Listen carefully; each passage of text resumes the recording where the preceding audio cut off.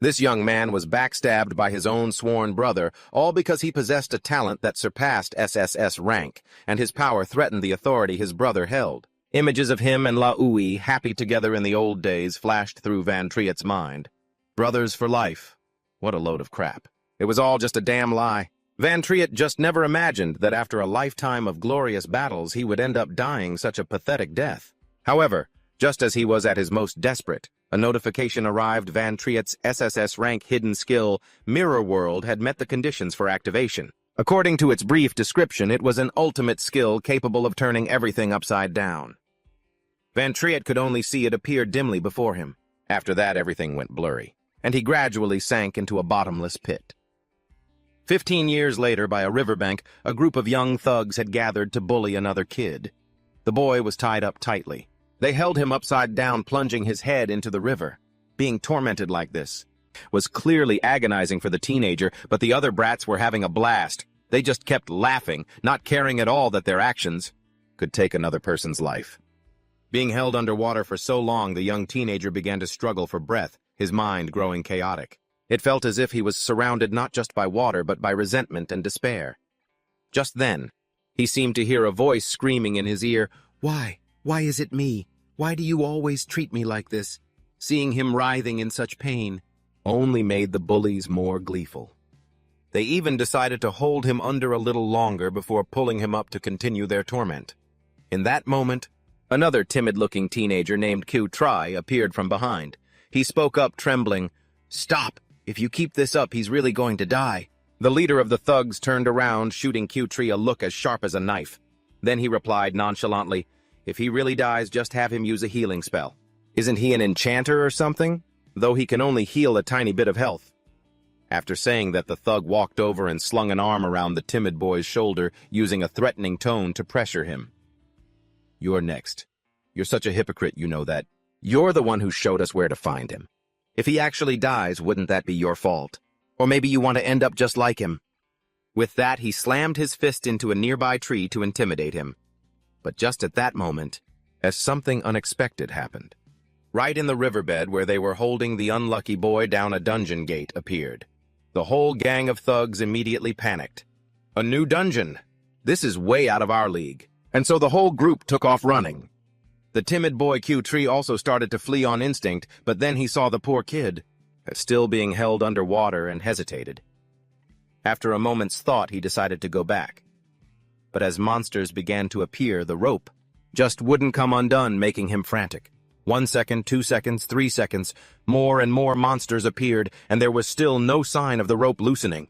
And then, as a goblin brandishing a large blade swung at him, Q-Tree thought he was going to die right there. But just then the teenager who had been submerged, the one they weren't sure was even alive, suddenly sprang up and fiercely fought back against the monsters.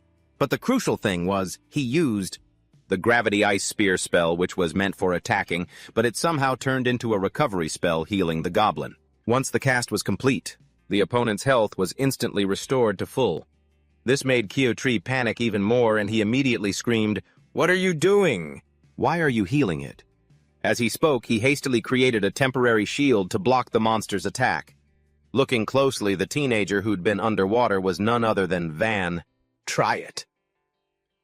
He seemed to snap back to his senses just then. He looked from the chaotic scene before him to his own 2 hands. Did I just cast a spell?" Van Triet immediately opened his character info panel. On it were his basic stats: Van Triet race, human level 5, class enchanter, maximum health 480 points, current health 430 points, magic 120 points, stamina 8 points, spirit 8 points, strength 4 points, defense 6 points, along with a series of other attributes. Van Triet stared at his hands in confusion. "Isn't this my starting body?" Logically, everyone who comes into contact with a dungeon for the first time is bound to the system and receives an initial class. That was something that could never be changed. Afterward, by adventuring in dungeons, people could continuously grow stronger and obtain classes that matched their abilities. But he had already advanced to the warrior class long ago. The very peak of it, in fact. Van Triet recalled the memory of Laui's betrayal. He vaguely remembered using a skill called Mirror World, and after that he was trapped within it. until he heard the desperate cries for help from this boy who shared his name. In other words, after being trapped in the mirror world for a long time, Van Triet had been reborn through this teenager's body. It didn't sound very logical, but it was undeniably a little exciting. Van Triet silently thanked Laui for showing his true colors so early and giving him a chance for revenge. But it seemed there were more important matters to deal with right now, because Van Triet could hear Q-Tree's voice yelling non-stop, "Van Triet, all the monsters are coming this way! Hurry up and help me! I can only handle 3 of them at most." Van Triet seriously observed the situation. This body was still too weak. Even if his opponents were just small monsters, he was no match for them. With their speed, he didn't even have a chance to escape. He tried to go through all the skills of this body's previous owner, but none of them were usable. His chanter class was so pathetic. All of his skills were support types with no aspect that could compare to other main combat classes. That's why the chanter was a class that everyone dismissed from the very beginning. Van Triet had no choice but to rely on his physical abilities to hold on for a moment, but that wasn't a long-term solution, because the moment his stamina ran out, he'd be a goner. He had to think of a way out of this predicament. It seems it's time to rely on that hidden skill mirror world. But in his past life, Van Triet had only activated it by accident when he was about to die. How to specifically use it, he still wasn't sure. Even so, Van Triet decided to give it a try.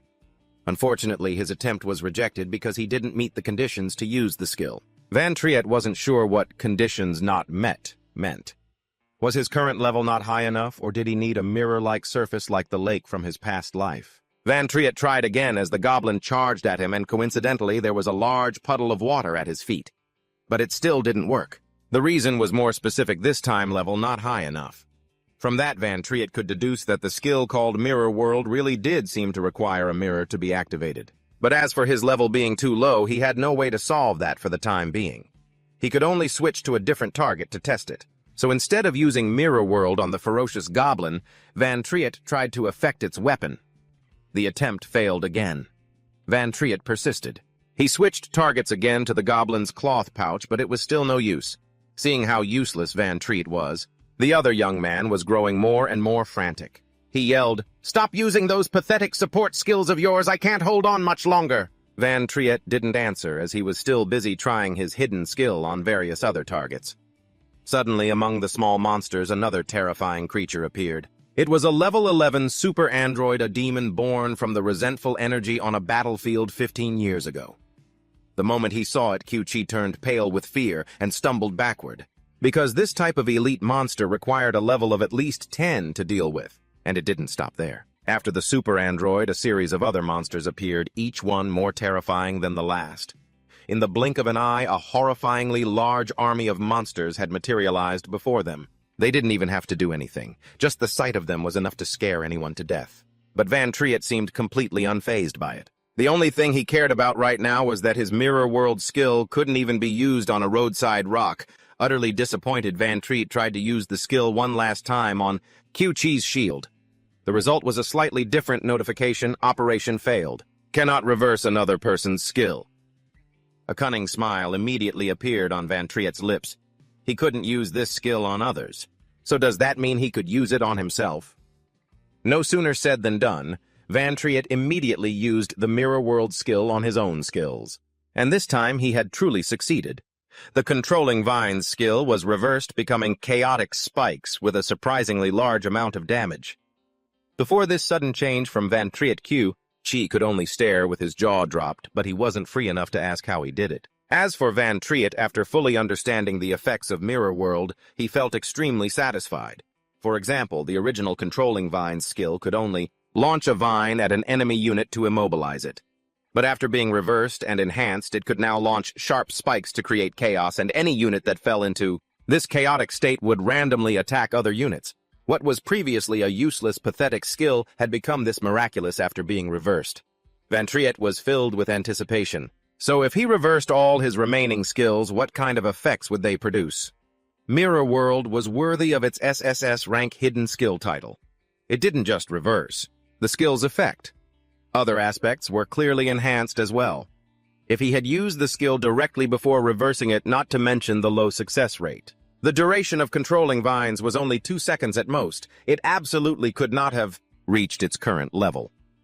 Next, Van Triet chose to reverse the normal Blade of Attack skill. Originally, this was a skill that increased a unit's attack power by 5%. This effect would end after that unit used up all its mana points. After reversal, it became Magic Siphoning Blade. The duration was increased to 60 seconds, and for every mana point consumed, it would add 10% attack power for himself. Van Triet laughed gleefully. Consuming 1 mana point to add 10% attack power? An effect like this was just too insane. As long as he activated this skill, then no matter what skill he used, it would boost his attack power. After reversing this skill, Van Triet also gained a level. It seemed chaotic spikes had brought him quite a bit of experience points. Once those monsters completely destroyed each other, he would pocket even more experience points. Coincidentally, after leveling up, both his health and mana points were automatically restored, allowing him to activate the Magic Siphoning Blade. Just like that, Van Triet, full of confidence, gradually took control of a battle that had initially been incredibly disadvantageous for him. He continuously used the 2 newly reversed skills in alternation, easily increasing his attack power by 2.2 times. This skill, which defied normal rules, allowed him to completely overwhelm the horde of monsters. They were endlessly pouring out from the Secret Realm's entrance. To Kyochi's surprise, he was truly horrified, wondering if the person in front of him was really Van Triet, or not. Because how could a mere level 5 chanter possess such power? His strength is on a whole other level. Moreover, Kyochi had never seen any other spellcaster use 2 skills in rotation like that. As for Van Triet, he remained completely focused on the fight. Based on your level 6 stats, you recover 120 mana points per second, and your maximum normal attack power can be boosted by 2 to 3 times. With that kind of strength, he could even manage to take on level 11 elite monsters. However, just as Van Triet had that thought, fate threw him a surprise. Terrifyingly, it was a great demon battlefield chimera, born from the resentment on a battlefield from 15 years ago. And most importantly, it was a level 21 monster. It completely outclassed the small fries Van Triet had been fighting. Kyochi was too scared to speak, and Van Triet himself had never imagined this hidden dungeon would even have a boss. A hidden level 21? If it's a battlefield chimera, this is going to be tough. But tough doesn't mean impossible. As the monster charged, Van Triet calmly used Chaos Spike on it. Unfortunately for him, this time the target was immune to the Chaos status effect, so Van Triet's move failed. With the monster's momentum, Van Triet was just a split second away from being struck by its claws because he hadn't considered the possibility that the battlefield chimera would be immune to chaos. So he hadn't planned an escape route for this situation at all. In that tense moment, it was Kyochi who, disregarding the danger, rushed out and raised a shield to protect him. The sight seemed to transport Van Triet back in time to his past life. Back then, someone else had also disregarded danger, rushing forward to shield him, nagging him non-stop for being a disobedient kid who recklessly charged ahead. Van Triet's eyes widened, but those distant memories were quickly shattered by reality because Kyochi was no match for the level 21 monster. He was struck by the battlefield chimera and immediately sent flying backwards. Van Triet rushed to Kyochi's side. His health was down to just 4 points. He was on the verge of death. Van Triet immediately used Basic Heal, the base skill of a spellcaster, to raise Kyochi's health. At the same time as the skill was activated and mana was consumed, the effect of his arcane blade also kicked in. It's just that the spellcaster's healing skill is truly pathetic. It took so long just to raise Kyochi's total health to 25 points, temporarily saving him from death's door, but he was far from recovered. "Do you have a health potion?" Van Triet asked. "I have one at the bottom of my bag," Kyochi replied. "Good, drink it." Temporarily relieved, Van Triet turned back to the headache at hand. How was he going to deal with that battlefield chimera? With his current strength, he didn't stand a chance against this boss. But most of the mob's health was already depleted, with only a little left. A plan had already formed in Van Triet's mind. He encouraged Kyochi to hang in there for a bit longer, "'cause I'm about to take care of all these monsters." With that, Van Triet tightened his grip on his weapon and shot towards the mob of monsters like an arrow. This time he was using his combat experience as a warrior from his past life. Meanwhile, the arcane blade's effect was constantly maintained. Van Triet mainly targeted the low-health mobs to finish them off.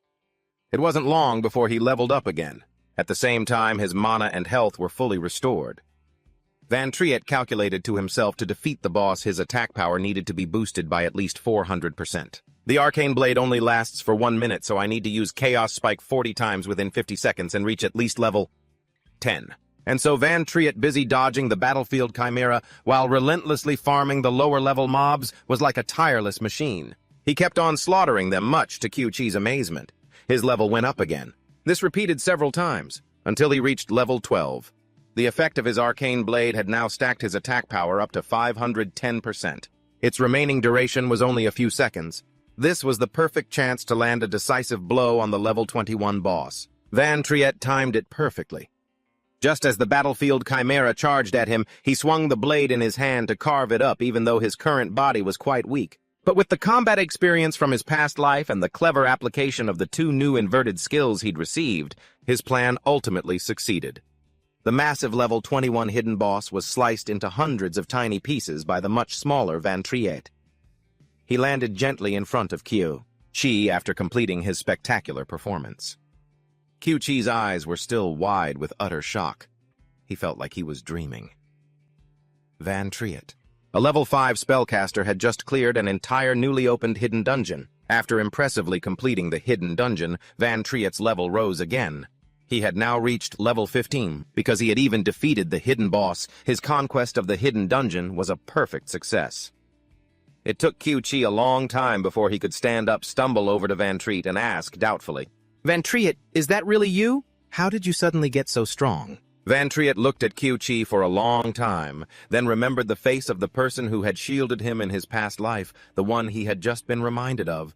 A question formed in his mind. Van Triet immediately questioned Qiuqi. "What is your relationship with Qiu Bonbon?" Qiuqi's jaw dropped in shock, and he shot back, "How do you know my great-grandfather's nickname?" This time it was Van Triet's turn to be shocked. He never imagined that after being reincarnated, he would meet the great-grandnephew of Qiu Bonbon, his old comrade from his past life. Just thinking of his face made Van Triet's eyes sting. He had thought that everyone he cared about had died at the hands of La Ui. Van Triet opened his mouth to ask more about Qiu Bonbon, but Qiuqi cut him off. "There's no need to talk about him right now. If you don't want to answer my question, you don't have to beat around the bush. There's no need to insult me like that." Qiuqi's expression was grim, but Van Triet had no idea why. He couldn't understand why the other boy thought he was trying to insult him. Qiuqi clutched his injured arm, his voice growing heavier. "Although I don't know why. You've been hiding your true strength all this time, haven't you? Well, it's time we headed back to school. Tomorrow the school's holding a trip to the Museum of Modern History. If we skip, people will notice." Van Triet clenched his fists, trying to rein in his emotions. He understood better than anyone that he was too different from this body's original owner. Qiuqi's conflicted reaction was proof of that. But this wasn't the time to reveal his identity, so he couldn't ask Qiuqi any more inappropriate questions. For example, about Qiu Bonbon. He had to avoid raising suspicion. Besides, Qiuqi had just said they were going to the Museum of Modern History tomorrow. Van Triet guessed it might contain some information about what happened after he died in his past life. It was definitely worth a visit. The next morning on the bus to the museum, Van Triet and Qiuqi sat together, but neither of them spoke, each lost in their own thoughts. Many years had passed since Van Triet's death in his previous life, and the world had changed dramatically. For instance, people could now use items from the mystic realms to power vehicles. There were also many other things Van Triet had never seen before. He recognized some things from inside the mystic realms, but logically, only items dropped by monsters should have been able to be brought outside. Speaking of monster drops, Van Triet remembered yesterday and opened his inventory. He equipped the epic-level Chimera Bone Ring. There was also a skill book titled Robust Physique. Skill books and equipment like this could be taken out of a mystic realm by storing them in one's inventory. They could even be bought, sold, and traded in the outside world, but other items native to the mystic realm couldn't be stored. They would vanish along with the realm itself once the final boss was defeated. This gave Van Triet even more to think about. He wondered what else could have possibly happened after he died in his past life. While Van Triet was lost in thought, the bus pulled up in front of the Museum of Modern History. The students all seemed incredibly excited, but his mood was the complete opposite. Because right in the middle of the courtyard outside the museum, Van Triet saw a towering statue. Even if the face wasn't a 100% match, he could still recognize it as La Ui. What was more ironic was that the students around him were lavishing it with praise. saying that La Ui was the supreme ruler of this kingdom and the glorious emperor who had put an end to the mystic realm catastrophe. And that wasn't all. Their guide went on to explain that 55 years ago, the very ground where the museum stood was the battlefield of a famous rebellion. The kingdom had been heavily invaded by the mystic realms, especially after the most terrifying SSS rank mystic realm appeared, plunging the people into fear. But La Ui, as their emperor, personally led the army of professionals on an expedition. Despite suffering heavy casualties, they finally succeeded in conquering that horrifying mystic realm. Tragically, just as they should have been celebrating their triumphant victory, La Ui was met with a long-planned rebellion, and the mastermind was none other than Van Triet. Van Triet, a man trusted by the king, ultimately became a thankless, backstabbing traitor scorned by all. The more Van Triet listened to the teacher recount the history of 55 years ago, the more jarring it sounded. Surely, none of them could ever imagine that the treacherous villain from their history books had been reincarnated and was standing right in front of them. Worse still, Van Triet had to bear this slander when it was he and his comrades who had actually conquered the SSS rank mystic realm. La Ui was the real traitor. One can't even imagine the pain of being betrayed in such a situation. The guide continued, but our king overcame this sorrow, and in a final bloody battle with the help of the hero Din Kon, His Majesty successfully quelled the rebellion. It's true that history is written by the victors. The unfortunate souls who die in battle have no say in how future generations remember them, whether as heroes or villains. However, upon hearing the name Din Kon Van Triet paused for a few seconds. He had absolutely no memory of anyone by that name.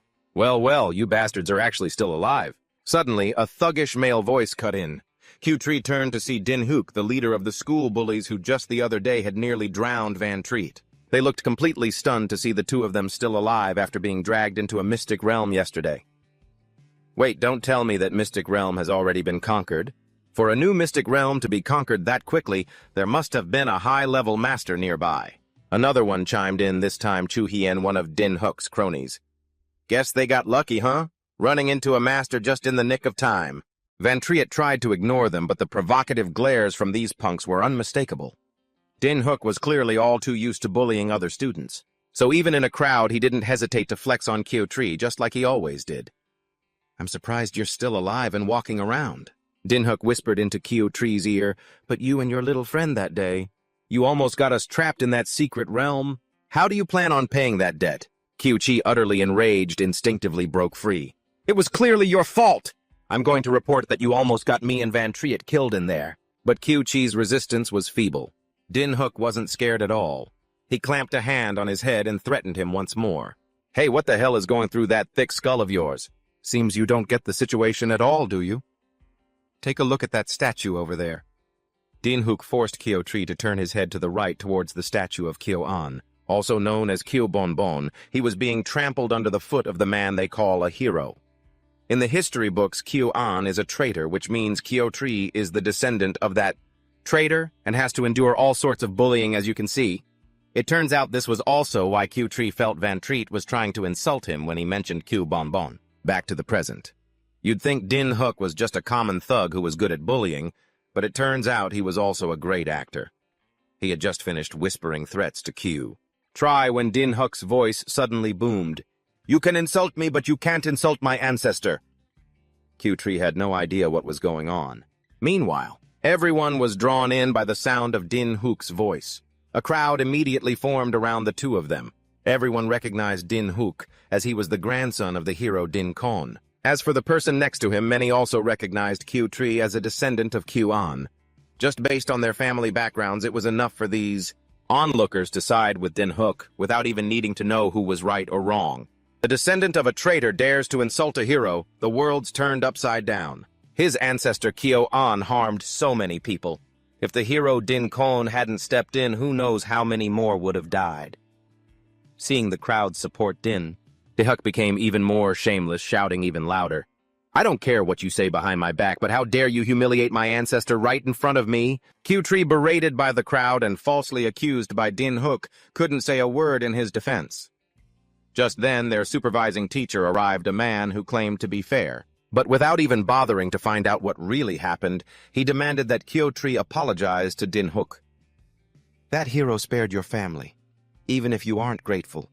For his grace, you cannot disrespect his descendant. With that, the teacher left, leaving Kyo-tree in a pit of despair. Din-hook, on the other hand, was ecstatic. Heh!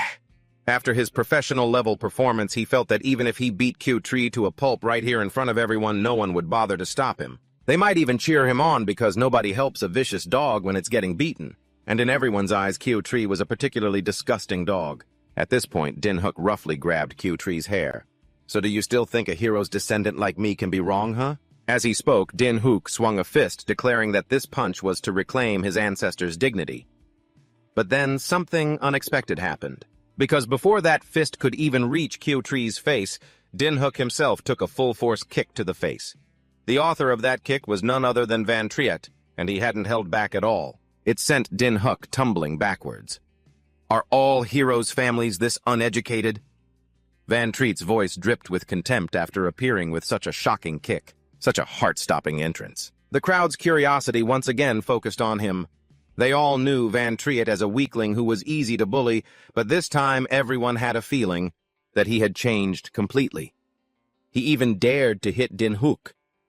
What did he just say? Is he trying to insult the hero's family too? Some people murmured. Hey, I remember he's only level 5. Isn't he the weakest one in our class? Did he take the wrong medicine or something to dare hit Din-hook? Everyone was stunned by Van Triet's actions. They only knew him as a gloomy, friendless orphan who was often bullied but always endured it silently. Now it seemed his brain had broken, which was why he dared to fight back so fiercely. As for Din-hook, it seemed that kick had really hurt him. After a long moment, Din-hook managed to stumble back to his feet. He let out a self-deprecating laugh. Then he spoke in a condescending tone. You're nothing but a punching bag. You should be grateful I didn't chase you away. And yet you dare to sucker punch me when I'm not looking. Yeah. Din-hook's lackeys, who had been itching for a fight, wanted to take this chance to gang up and deal with Van Triet. But he was no longer that weak little level 5 spellcaster. Even though he was outnumbered several times over, Van Triet was able to rely on his overwhelming strength and speed to take them all down one by one. After leaving all of Din-hook's lackeys sprawling on the ground, Van Triet carefully landed another blow on Din-hook himself. Din-hook had just struggled to his feet, only to be knocked down to his knees by Van Triet once again. Fresh blood trickled endlessly from the corner of his mouth. Van Triet's speed was so fast that the onlookers couldn't even see his moves clearly. As for Din-hook, he was the most horrified of all. The first time could be considered a sneak attack, but just now, he and his lackeys had clearly been defeated by him fair and square. Did you see what just happened? It looks like he fell with just a push. Is this Ding Shu guy really that weak? The crowd buzzed with whispers. Although they weren't too clear, Ding Shu heard them, and he really started to lose it. Being defeated by some guy with a crappy level 5 support class was a total humiliation for him. So Ding Shu activated his berserk skill. He entered a state that boosted his attack power by 25%, but he didn't stop there. He even took out his weapon, the Firebrand, which increased his attack power by 314 points. In a fit of rage, Ding Shu charged towards Yun-che with this flashy weapon. But on the other side, he had no intention of just standing there and taking it. Yun-che also shot forward like an arrow towards his opponent and quickly found his opening. Yun-che landed a punch straight to Ding Shu's chin. The only thought in his head was, no way. Ding Shu was knocked down again, and this time it was even more humiliating than the last. It was only then that the museum guards, alerted by the commotion, ran inside to find Ding Shu already passed out on the ground. The students were stunned by Yun-che.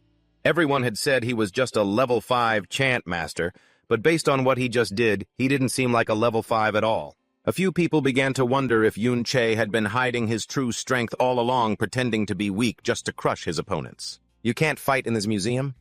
What if something gets damaged? Why aren't you managing your students? The museum guard yelled. Just then, that supervising teacher rushed over, waving his hands and telling Yun-che to get back. Isn't insulting a hero enough for you? Now you dare to knock out the hero's descendant too. You're truly shameless. As he spoke, he aggressively walked over and drew his weapon. But even though he was a teacher, Yun-che didn't hold back. The chimera bone ring on his hand flashed, and Yun-che immediately shattered the opponent's weapon. The crowd was stunned once again. No one thought he could go this far. Let's not talk about who's shameless for a moment. You call yourself fair teacher, but it seems you're only going by Ding Shu's side of the story. You just want to suck up to his family, don't you? Hit right where it hurt. The supervising teacher was flustered but still tried to argue that he wasn't being biased. As he spoke, he couldn't stop, glancing at the ring on Yun-Che's hand, silently wondering, what kind of miraculous equipment is that? It blocked my weapon even though I wasn't using my full strength, so this is what he was relying on. Surely you're not that kind of person, are you, teacher? Yun-Che continued to pressure him with his words. Of course. I will thoroughly investigate the cause of this conflict. Unable to do anything to Yun-Che, the supervising teacher could only lower his voice and find a way to back down, secretly wondering if this kid also had powerful backing. Otherwise, how could he have gotten such an overpowered piece of equipment? Only Yun-Che knew that the single move just now had already damaged the Chimera Bone Ring by 37%. Although it was of epic quality, it was still just an item dropped from a level 21 boss. Using it against a level 35 teacher was a bit of a stretch, but scaring him like that had already produced a pretty good effect. With that settled, Yun-Che didn't want to stay there a second longer and pulled Qiao-Ji out with him amidst the buzzing of the crowd. It was understandable. He could even block a teacher's attack. That's not something a student should be able to do. After Yun-Che left, the crowd finally had time to focus on Ding Shu, who was still unconscious on the ground, and hurriedly used healing spells to treat him. Outside, Yun-Che was in a terrible mood. Yesterday, he had held on to the hope that his Qiao Benben was still alive, but as expected, there were no survivors. His Qiao Benben had long since been trampled under the foot of that so-called hero, that Ding Kun, and died a miserable death. After the incident just now, Qiao-Ji's attitude towards Yun-Che seemed to have completely changed from distant, wary, and suspicious to unconcealed admiration. Yun-Che noticed this as well. He figured that if he asked Qiao-Ji anything now, the boy would probably answer without any hesitation. So he cleared his throat a few times and then casually asked, "Actually, I'm not very good with history. Could you tell me about the specific achievements of that so-called hero Ding Kun?" As expected, Qiao-Ji immediately started talking a mile a minute. He didn't remember all the details, but he knew that Ding Kun had apparently foreseen the plot of the great villain Yun-Che. Then he secretly set up an ambush in the SSS rank secret realm to support Luo Yi, which was how they were able to resolve the entire rebellion. Hearing the keywords ambush in the secret realm, Yun-Che seemed to realize something. It was true that in that final battle, he and his comrades had been ambushed. The price was that all of Yun-Che's comrades died, leaving him alone to clear the rest of the secret realm. But in the end, he still died a bitter death at Luo Yi's hands. Qiao-Ji continued his story, saying that Ding Kun had apparently aspired to conquer secret realms since he was a child. That's why he always trained so hard. After being promoted by the king, Ding Kun began traveling everywhere, providing aid to regions threatened by secret realms like the infamous Great Disaster of East Wall City. Hearing this, Yun-Che's expression darkened even more. Coincidentally, that East Wall City was also a secret realm he had conquered in his past life. Then what about that sword? The sword that statue is holding, he asked again. The flowing cloud sword, I heard that's the sword Ding Kun used to execute the traitor Yun-Che. It's supposed to be a top-tier piece of equipment. Yun-Che could barely contain the rage in his heart. He ground his teeth. What a fine job Lao Yi did creating a hero named Ding Kun. All the credit and honor from Yun-Che's past life, that bastard stole it all. Even his sword was taken by that guy. If that's how it's going to be, this Ding Kun, he absolutely would not let him off the hook. And so a bold idea formed in Yun-Che's mind. He immediately dragged Qiao-Ji to the Ding family's villa, where numerous job holders were standing guard outside. Every single one of them looked incredibly fierce. As Yun-Che and Qiao-Ji passed by, they were nearly spotted, but when the guards saw they were just two kids, the group of men didn't pay them much attention. Yun-Che was a little surprised to see that these vagabonds actually possessed scouting skills. As for Zhao, he was extremely tense. No matter how he thought about it, loitering outside the Ding family's home was not a good idea. He was just afraid that once Ding Shu returned, he'd get the beating of his life. But Yun-Che had no intention of giving up so easily, although he desperately wanted to kill that fake hero Ding Kun. After hearing the story, according to Qiao-Ji, Ding Kun had found a high-level secret realm to hide in, and he had been there for a long time. He wasn't the Yun-Che from his past life anymore, so he couldn't just enter and leave that secret realm as he pleased. Not to mention that high-level secret realms are always guarded by the military. To get inside, you'd need the proper access pass, and that very pass was the reason Yun-Che was here now. He was certain that Ding Shu had one of those passes in his house, which is why he came to steal it. After all, Ding Kun had already stolen everything from him. What's so wrong with starting things off by stealing back a single access pass? Do they really need this many guards? After all, Ding Shu is just one of Ding Kun's dozens of descendants, Yun Che wondered. Well, they are the descendants of a hero after all.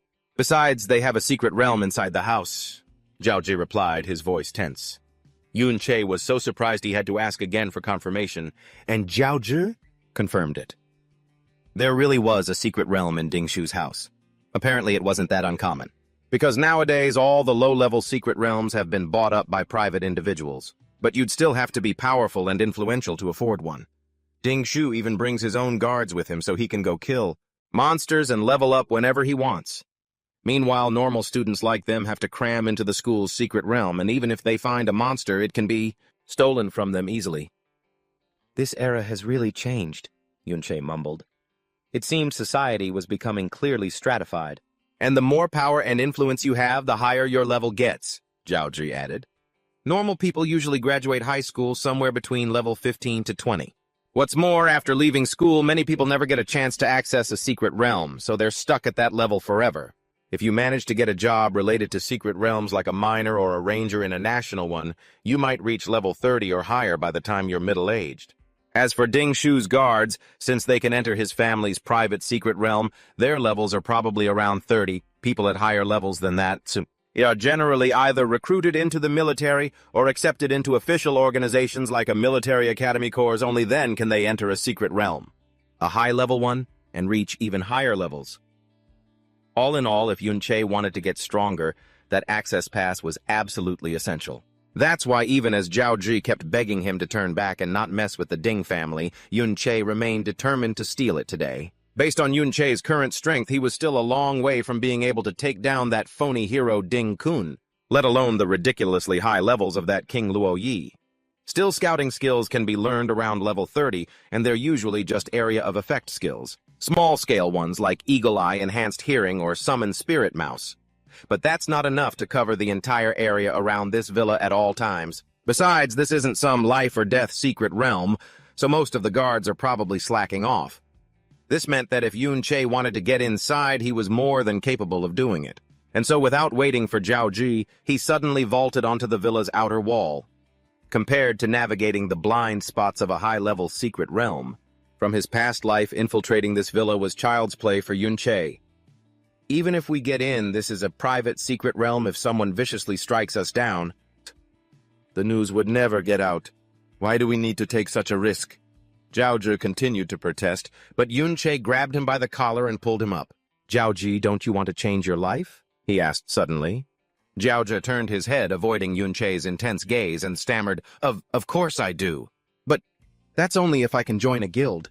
And after joining a guild, can I really change my life? Yun Che cut him off. The grandson of the traitor Zhao En. Do you really think that's possible? Your destiny can only be changed by what you do right now. After pulling Zhao Ji over the high wall, Yun Che left him sitting there. He let him decide for himself whether to come along or not. Van Triet was actually a little hopeful, wondering if Kyo Bonbon's grandson would have the courage to make the same choice he did all those years ago. Kyo Chi watched Van Triet's retreating back for a long time. Though he was panicking inside, he ultimately stood up decisively. He didn't want him to walk into a death trap alone, so he decided to follow. With Van Triet leading the way, Kyo Chi followed closely behind. Based on his personal experience, Van Triet could identify areas that were clear of any traces of summoner-class scouting skills. So as long as they kept their voices down, they could slip past the guard's line of sight. Just like that, by seizing the right moment, they were able to slip inside easily. Kyo Chi was astonished to see how smoothly Van Triet avoided the guard's gazes. They had actually made it inside the Din family's grand courtyard. The door to the underground dungeon was now open before them. Without a moment's hesitation, Van Triet went in.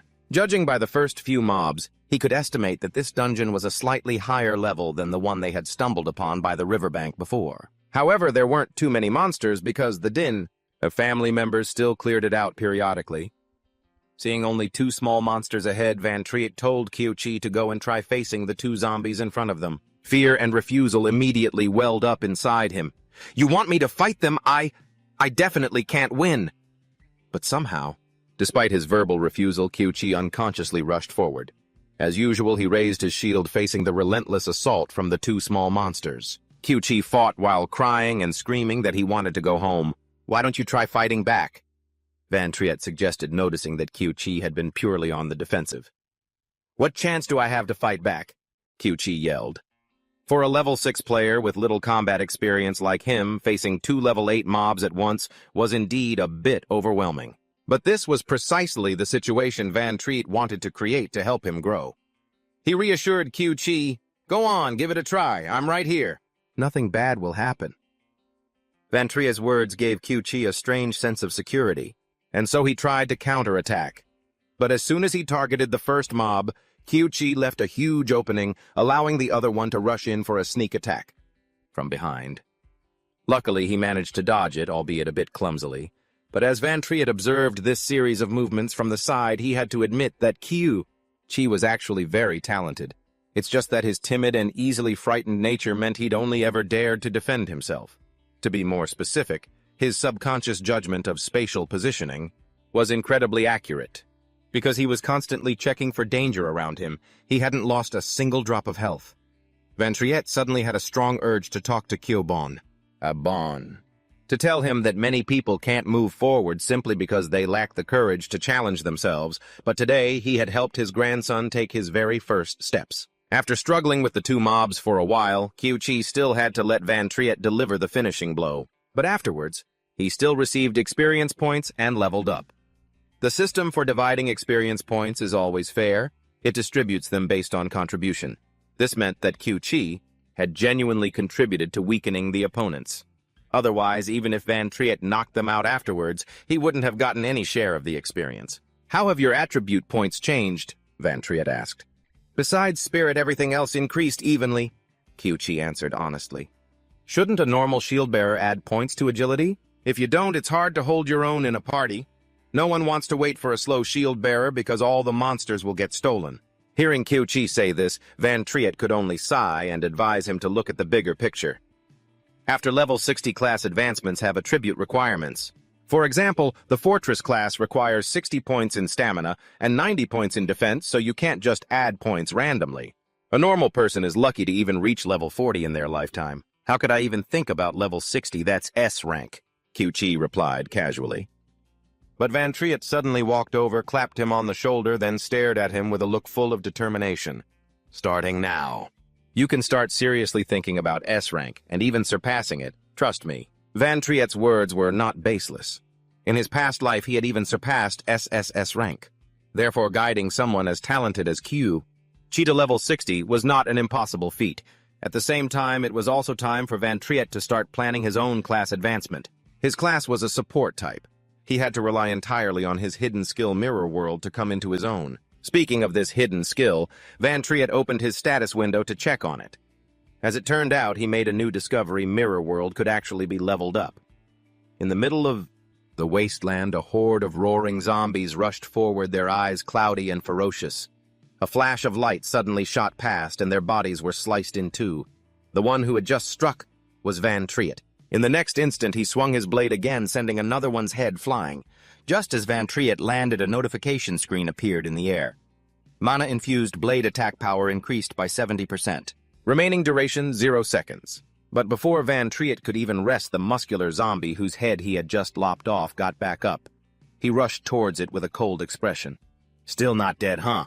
At this moment, the zombie's health bar was nearly depleted. At the same time, the blade in Van Triet's hand grew weaker. The attack power boost had vanished. Sensing this, he spun around and leaped away, thinking to himself, "Looks like the duration for mana-infused blade is over." A skill like this is powerful, but you can't fight with it for long periods. Fortunately, the zombie in front of him was finally dead. Van Triet panted, looking at it tiredly. "My own stamina won't let me fight for much longer either." In return, the level up notification appeared, showing I had gained 1 level. Seeing this, Van Triet thought to himself with satisfaction, but leveling up like this is already very fast compared to a normal person. Wait, I went up 2 whole levels. Just as he had that thought, his character information panel appeared, displaying all of Van Triet's attributes. At the same time, another item drop notification recorded his accomplishments. "Try it, you have slain an elite zombie. You have slain an elite zombie. You have received Monster Soul Shadow System ×2, converting to Mirror World element. Skill Mirror World has gained 2,000 experience points. Van Treat was shocked as he looked at the notification. What's more, when I kill these monsters, I can even accumulate experience for Mirror World. After a while, he finally tapped the Claim Dropped Items text. Just then, there was a stir behind Van Treat. He cautiously turned around. Next, Van Treat jumped onto a high ledge nearby. His movements were swift, leaving no trace. From up there, Van Treat watched the group of soldiers who had just passed him, surprised. The Dean family's patrol team is getting bigger and bigger. Thinking this, Van Treat sat down, suspecting, have they already discovered that someone snuck in? Seeing him lost in thought, Q-Tree spoke up worriedly. There are a lot fewer monsters now. If we continue like this, the risk will only get higher and higher. In a corner, another notification popped up. Normal sluggish gauntlets.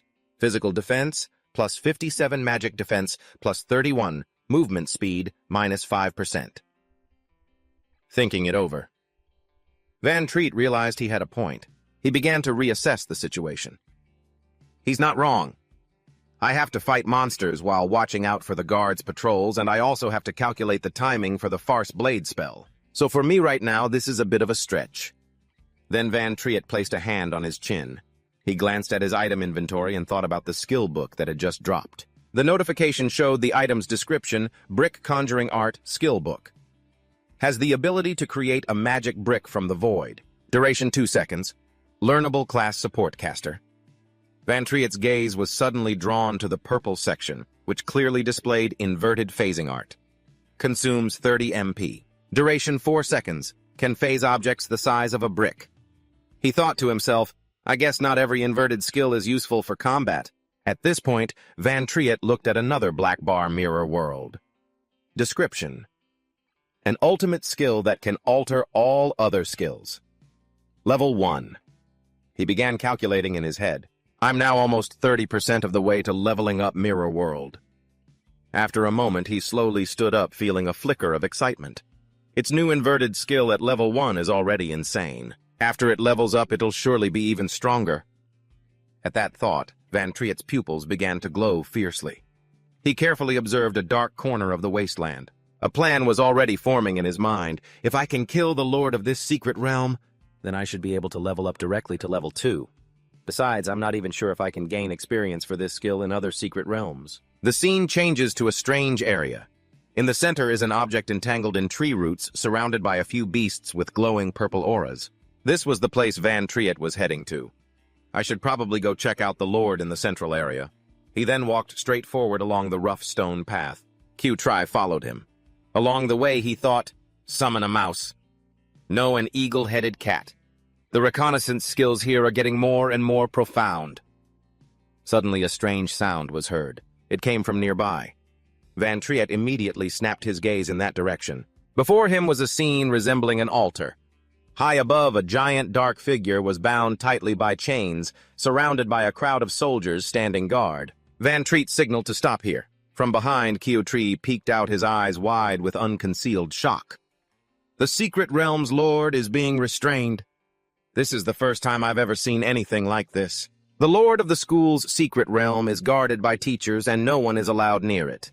I never expected mages to be helping out this time. Seeing them, Q-Tree surmised, those chains must be extremely high-grade equipment. Van Treat didn't answer, still focused on surveying the scene before them. There are quite a few guards around. If I make a move on the Lord, it will definitely attract even more of them. Just as Van Treat was worrying about his level, it would be impossible to kill the Lord while surrounded. Then his eyes landed on a guard taking a leak in a corner. A bold plan suddenly formed in Van Treat's mind. He covered his face and quickly leaped down. First, I have to take out the guards. At the same time, a notification sound rang out. Farce Blade's attack power increased by 150%. Remaining duration, 44 seconds.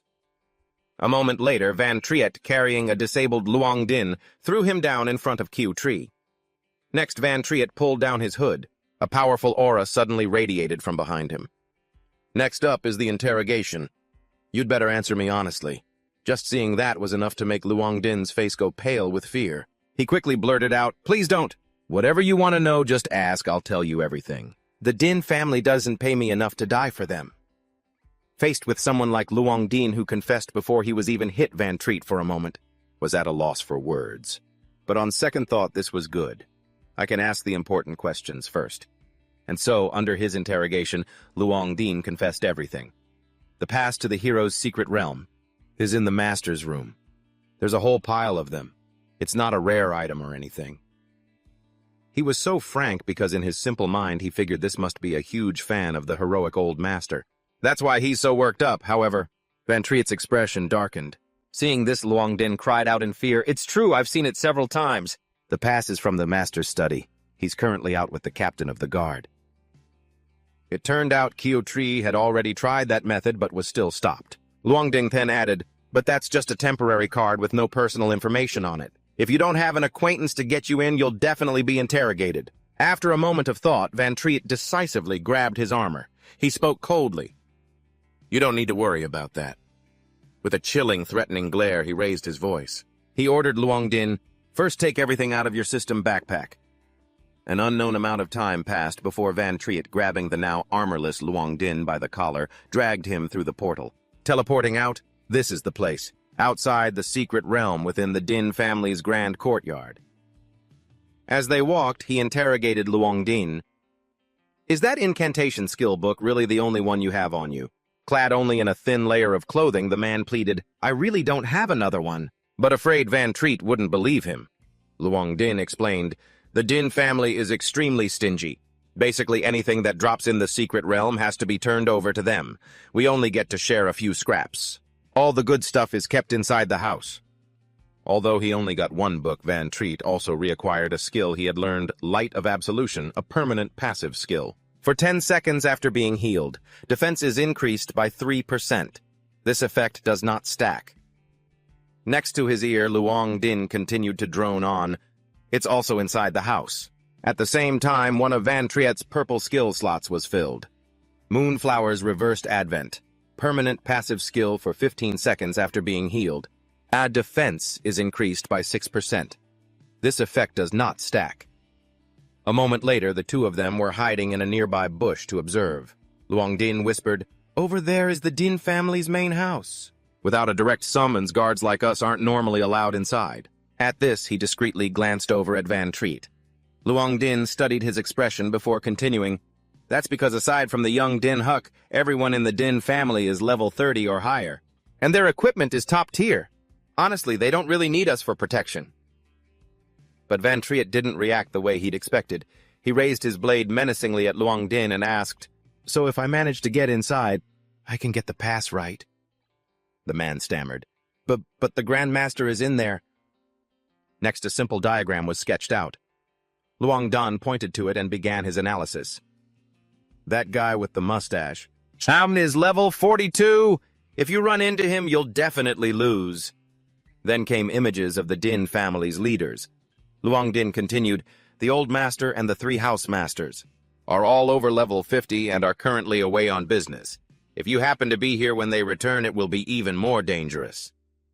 Hearing this, Van Triet's eyes narrowed, his gaze filled with tension. He focused on the Grand Master, who was level 42. Going inside meant facing a master many levels higher than himself. It seemed Van Triet had made his decision. He knocked Luong Din unconscious. A notification for Luong Din appeared, unconscious. Then he called for Kyo Tree. To the man's confused look, Van Triet ordered, "You stay here." It turned out he'd had a plan all along. Then I just need to lure him outside. Soon after, the scene from inside the secret realm appeared before Van Triet's eyes. Standing in a dark corner outside the Domain Lord's area, he scanned his eyes over that mysterious chain.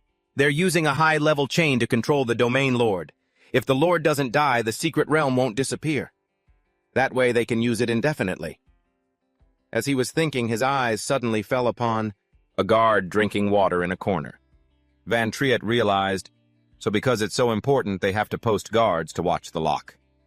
Seeing the man was alone, he crept up beside him. Behind the guard, Van Triet coldly raised his blade.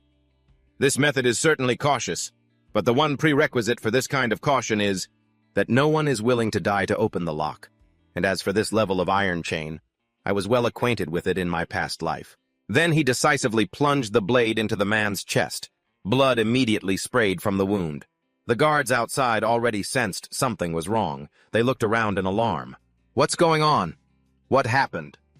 By now, Van Triet was surrounded by the chains. I have to make the Grand Master come running out of the house. Its stats appeared. Level 60 combat chain. Attack power plus 2,768. Defense power plus 1,275. Van Triet was inwardly satisfied. This method is perfect. Meanwhile, on his high throne, the Secret Realm's boss suddenly shot to his feet. The guards stared blankly after him. What's happening? Why has the Domain Lord suddenly lost control? The Grand Master quickly received a report about the disturbance. Outside the Secret Realm in the Din family's grand courtyard, he hastily deployed his soldiers. Stop dawdling. Get into the Secret Realm and provide support now. Seeing the last of the soldiers enter the Secret Realm, Qiuqi finally dared to peek out from behind a distant tree trunk. Meanwhile, Van Triet had successfully acquired the level 60 chain. I got it, he rejoiced silently. Now getting into the house should be easy. At the same time, 2 luxury cars pulled to a stop in the Din family's grand courtyard. At the main entrance to the house, a bowing servant opened the car door. Welcome back, second young master and young master. Stepping out of the black car was a Din Hao level 42 second master of the Din household who sported a mustache. Behind him was Din Huck, his face bruised. It's nothing serious, Dad. Why'd you come get me? I just wasn't paying attention for a second and that bastard Van Triet. Din Hao cut him off coldly. Picking you up was just convenient, that's all. Din Hao's attitude changed in an instant as he approached the white car. He opened the car door respectfully. Miss Van Sa, if you please. Stepping out of the car were Van Sa and Van Am. The two strode forward following Din Hao. Din Hao gestured ahead, trying to curry favor. Welcome to my humble abode. At that moment, Qiu Lei was there, bowing in greeting. And then his expression suddenly changed. 1 second, he was all smiles, the next his face was twisted into a terrifying grimace. And then, Din Hao walked over and kicked Qiu Lei squarely. He roared in anger, "Don't just stand there blocking the way!" After that, they simply ignored Qiu Lei, who was left sprawled on the ground, and walked into the house. From a distance, Qiu Tree's eyes took in the entire scene. Seeing Qiu Lei's pathetic state, he froze for a moment, not even noticing that Van Triet had already returned. What's wrong? Did you decide not to go in because you saw the Din family returning? Filled with curiosity, he walked over to Qiu Tree. What's with that expression? Hearing Van Triet's voice, Qiu Tree quickly composed himself and changed the subject. How did you get over there so fast? Van Triet hadn't expected him to ask that. He held up his hand and explained, that thing. It's a realm lord after all. Even at level 30, it's hard to capture one alive. Based on the current situation, Van Triet concluded, so there's no need to panic. They won't be able to recapture it within the next half hour. After saying that, he remembered Qiu Tree's earlier expression. By the way, what was it you saw? His face fell, his eyes filled with troubled thoughts as he glanced behind him. In a corner of the Ding family's courtyard was Qiu Lei level 17 bowing and trying to curry favor with a man in a black suit. Qiu Tree's voice faded. That's my younger uncle. Qiu Tree was flustered, unable to meet Van Triet's gaze. He turned back, his face grim, and continued, Back when our ancestor rebelled, his entire clan was wiped out. Qiu Tree's voice grew sad. But even so, they shouldn't have to face such humiliation from those who remain. Hearing this, Van Triet's expression wavered slightly. That event had triggered a series of misfortunes for the Qiu family. Ever since then, our family has constantly endured the malice of the Empire. Those devils didn't even spare the women. Qiu Tree's voice became more agitated. Under the shady command of Hero Ding Kun, the bullying became more and more severe. All of this led to the inevitable downfall of the Qiu family in the end. We could only become servants of the Ding family. At that moment, Qiu Tree bit his lip, trying to suppress his emotions. Across the courtyard, Qiu Lei was kicked to the ground again. He's occasionally dragged out to display the power and kindness of the hero's family. If the Qiu family wants to live, we can only watch the Ding family's every move. We can only bow and scrape, barely surviving. Then Qiu Tree recalled an image of his father when he was a host. My parents originally thought about trying to change things, but that man, he just became an old man, with a potbelly screaming, "Run, run, run," all day. In the end, my father lost his mind and went insane. Following his brother's example, Qiu Lei became the groveling person he is today. And my uncle? He completely became the Ding family's dog. Recalling those painful memories, Kyotree's whole body trembled involuntarily. He hesitated. Me coming in here. Was it really the right thing to do? Seeing Kyutree in this state, Van Triet didn't press him. He walked decisively past him. I'm going inside. Seeing Van Triet's determination, Kyutree called out from behind to stop him. Ding Shu's father is in there right now. He's level 42 and fully equipped. If he finds you, you're dead for sure. But Van Triet was not one to give up so easily. He replied bluntly, in an era where secret realms are controlled like this, if you don't take risks, there's no hope of changing the situation. Kyutree was left speechless by Van Triet's words. He pressed on. Besides, there are things that you'll never achieve if you're always hesitating. With that, Van Triet turned his head back. His face, illuminated by the sunlight, held a peculiar beauty. Kyutree, I can help you change things. But first, you have to make a choice for yourself. I choose to fight, but I won't force you. Even after Van Triet said that Kyutree was still afraid. He tried to back out, but they're a great family with overwhelming power. Can we really stand against them? Knowing Kyutree still had his reservations, Van Triet turned and left decisively.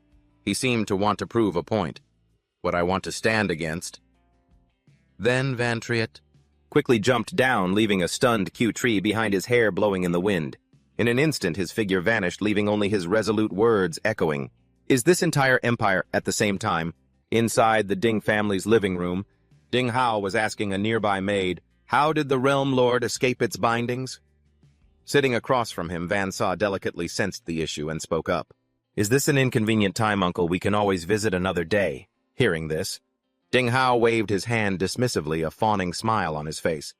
No, not at all. My older brother can handle it. How could a trivial secret realm be more important than Miss Van Saw? But fearing Van Saw would refuse, Ding Hao immediately invoked the reputation of his superiors. Besides, after hearing that you were willing to come, my father and third uncle started heading home, while he was busy rambling on, so we still have more than enough people to handle this problem. On top of that, I've also contacted Hero Ara. He is also very, very eager to meet you. A shadow had silently approached on the second floor. That shadow was Van Triet. He quickly put two and two together.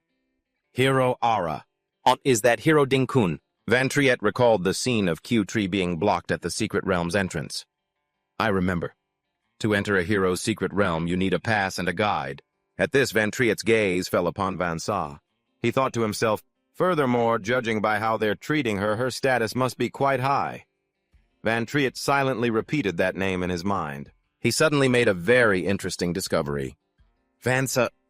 Her surname is Van, same as mine. What a coincidence. Having figured out quite a bit, Van Triet quietly stood up. For now, I still have to focus on the pass.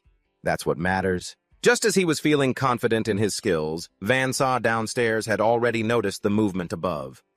In the wide hallway, two maids were walking and talking. Only after they had passed did Van Triet emerge from his hiding spot. In the blink of an eye, he found the room containing what he wanted. It seemed this was the Ding family's study. The room was filled with tall, neatly arranged bookshelves. Meanwhile, in the main courtyard, the head of the Ding family had finished his work and was returning with his soldiers. We've finally subdued the Realm Lord. Outside the secret realm, he stuck his hands in his pockets, talking as he walked. Someone intentionally released it, but we can't find a trace of them now. This is Din-Ngak, level 42 patriarch of the Din family with the straight-line mustache. He continued a risk this big. It can't possibly be just for one piece of high-level gear. Suddenly, as if he had figured something out, Din-Ngak sternly commanded his soldiers, surround the house first. Din-Ngak's eyes held the authority of a family head. He carefully considered that the young lady had agreed to be a guest, so under no circumstances should she be disturbed. As for Van Triet was still rummaging through the study, his impatience showing on his face. Nothing! Didn't they say there was a whole pile of them? In his urgency, Van Triet looked at his hand as a notification text appeared. You have used the phasing skill. He then pointed at the lock on the drawer, and it began to glow. This is the effect of the phasing skill. It can dematerialize objects up to the size of a brick for a duration of 4 seconds. Van Triet quickly pulled it open. Inside, there were only a few old books. He wondered, diaries then. Van Triet casually picked up a yellow book, a hint of excitement in his eyes. So the layer of old books on top was meant to hide the skill books underneath. Van Triet celebrated internally. These are all high-quality skill books. The attribute panel popped up at the same time, skill book slowing light. Description slows enemy units by 20% in a 20-meter radius around you. Classes that can learn it. Priest Support Mage. Outside in the Din family's large courtyard by the entrance to the inner house, a large number of soldiers had already surrounded the house on Din Ngak's orders. This strange sight made Kyo Tree, hiding behind a tree, wonder, "Why are all the guards running over here? Don't tell me they found us." It seemed he had guessed correctly, as his eyes immediately filled with worry. "As I thought, this is still way too dangerous." The guards were growing in number. If Van Triet doesn't get out now, he won't have a chance to escape. Having seen what happened to his father and Uncle Q Tree, broke out in a cold sweat. If I don't run now, and they find me, they'll just have another excuse. His mind flashed back to the day his mother tried to flee with him to his father's frantic voice, "Run, run, run, run!" At the thought, Q Tree's hand clenched into a fist. He decided, I should probably just leave quietly. At least I can protect myself. Just as Q Tree was hesitating, Van Triet's words from earlier echoed in his ear.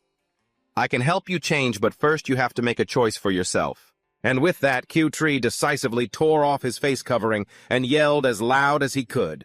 Without a doubt, the sound attracted the patrolling guards, over there after him. They quickly called for more men and chased after Q Tree. "Van Triet, I'll draw them away. You absolutely cannot let them find you." Meanwhile, Van Triet had just leaped out from a broken glass window. He smiled as he looked down. "Looks like you managed to overcome yourself and choose to fight, huh?" With a high leap, Van Triet looked like an arrow flying through the sky. He yelled to get the soldiers' attention. "I have the chain and the skill books, come and get them, if you've got the guts." Seeing Van Triet, the guards hurriedly changed direction. "Quick after him!" Van Triet's skill icon was glowing. Slowing light consumes 50 EM per 60-second duration. It reduces the speed of enemy units within a 20-meter radius around you by 20%. This skill let him leap about freely without fear of being caught. A moment later, Van Triet used Hasting Light consumes 50 MP 60-second duration. Increases the speed of allied units within a 30-meter radius around you by 30%. Din Nyak quickly realized the direction he was running seemed wrong. He shouted in alarm, "Squad 2, Squad 3, get back here for reinforcements, protect the realm, Lord's secret area." He's not running outside, he's heading for the secret area. Kyo Tri, who had been running, suddenly stopped. He watched Van Triet with curiosity. Why is he leading everyone back in the opposite direction? Van Triet glanced behind him as he ran. It turned out he had planned this all along. With so many guards lured outside, the Realm Lord's secret area must have already been brought under control. Sure enough, the entrance to the secret area was completely unguarded. Van Triet headed straight inside. If the Realm Lord was subdued, it must have been after a massive battle. That means the Realm Lord's health is at its lowest point right now. Suddenly, the mirror world appeared before Van Triet. Description: an ultimate skill that can reverse everything. Skill level 1, since I can get in there? His spirits soared with confidence and excitement. If I kill it, I can level up the mirror world. In the Din family's guest room, the atmosphere had become strangely quiet. Van Sa elegantly lifted her cup of hot tea. She intentionally reminded Din Hao, "The commotion outside is pretty loud. Uncle, you really don't have to stay here to keep me company." Din Hao raised a hand to explain, his cunning eyes full of schemes. "It's just a petty thief. My older brother is dealing with it, so everything will be fine." But Din Hao had no idea about the chaotic scene unfolding elsewhere. Ding Ngak was trying to force his way through. "Get out of my way! You're all too slow, charge straight toward the Realm Lord." In his rush, he even ran headfirst inside while giving orders. "Ranger and Archer, you're with me, chase that intruder." In a flash, Din Ngak had almost caught up to Van Triet. A panel displaying his own stats appeared in Van Triet's mind. It showed his agility was already at 25. Every class gets 3 extra points upon leveling up, and I've put half of those into agility. Then several turquoise arrows shot out from around Van Triet. He looked on with satisfaction. Plus there's the acceleration from the sub-skill. Van Triet didn't dare to stop leaping to the other side of the secret area while calculating in his head. Around level 30, usually only archers and rangers can keep up with me. A moment later, Van Triet found the boss.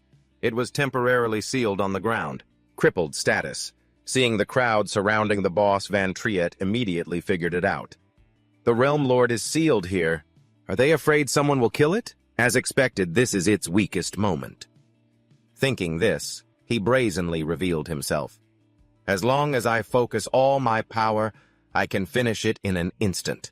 When the soldiers and mages saw Van Triet, they called out to him and immediately formed a battle line. They formed an orderly line in front of Van Triet, tanks in the front, mages in the middle, and archers in the rear. Facing them, Van Triet didn't flinch at all. He created a magic circle around himself, chaotic thorns, and then directed them to charge at the crowd. The other side's formation fell into chaos.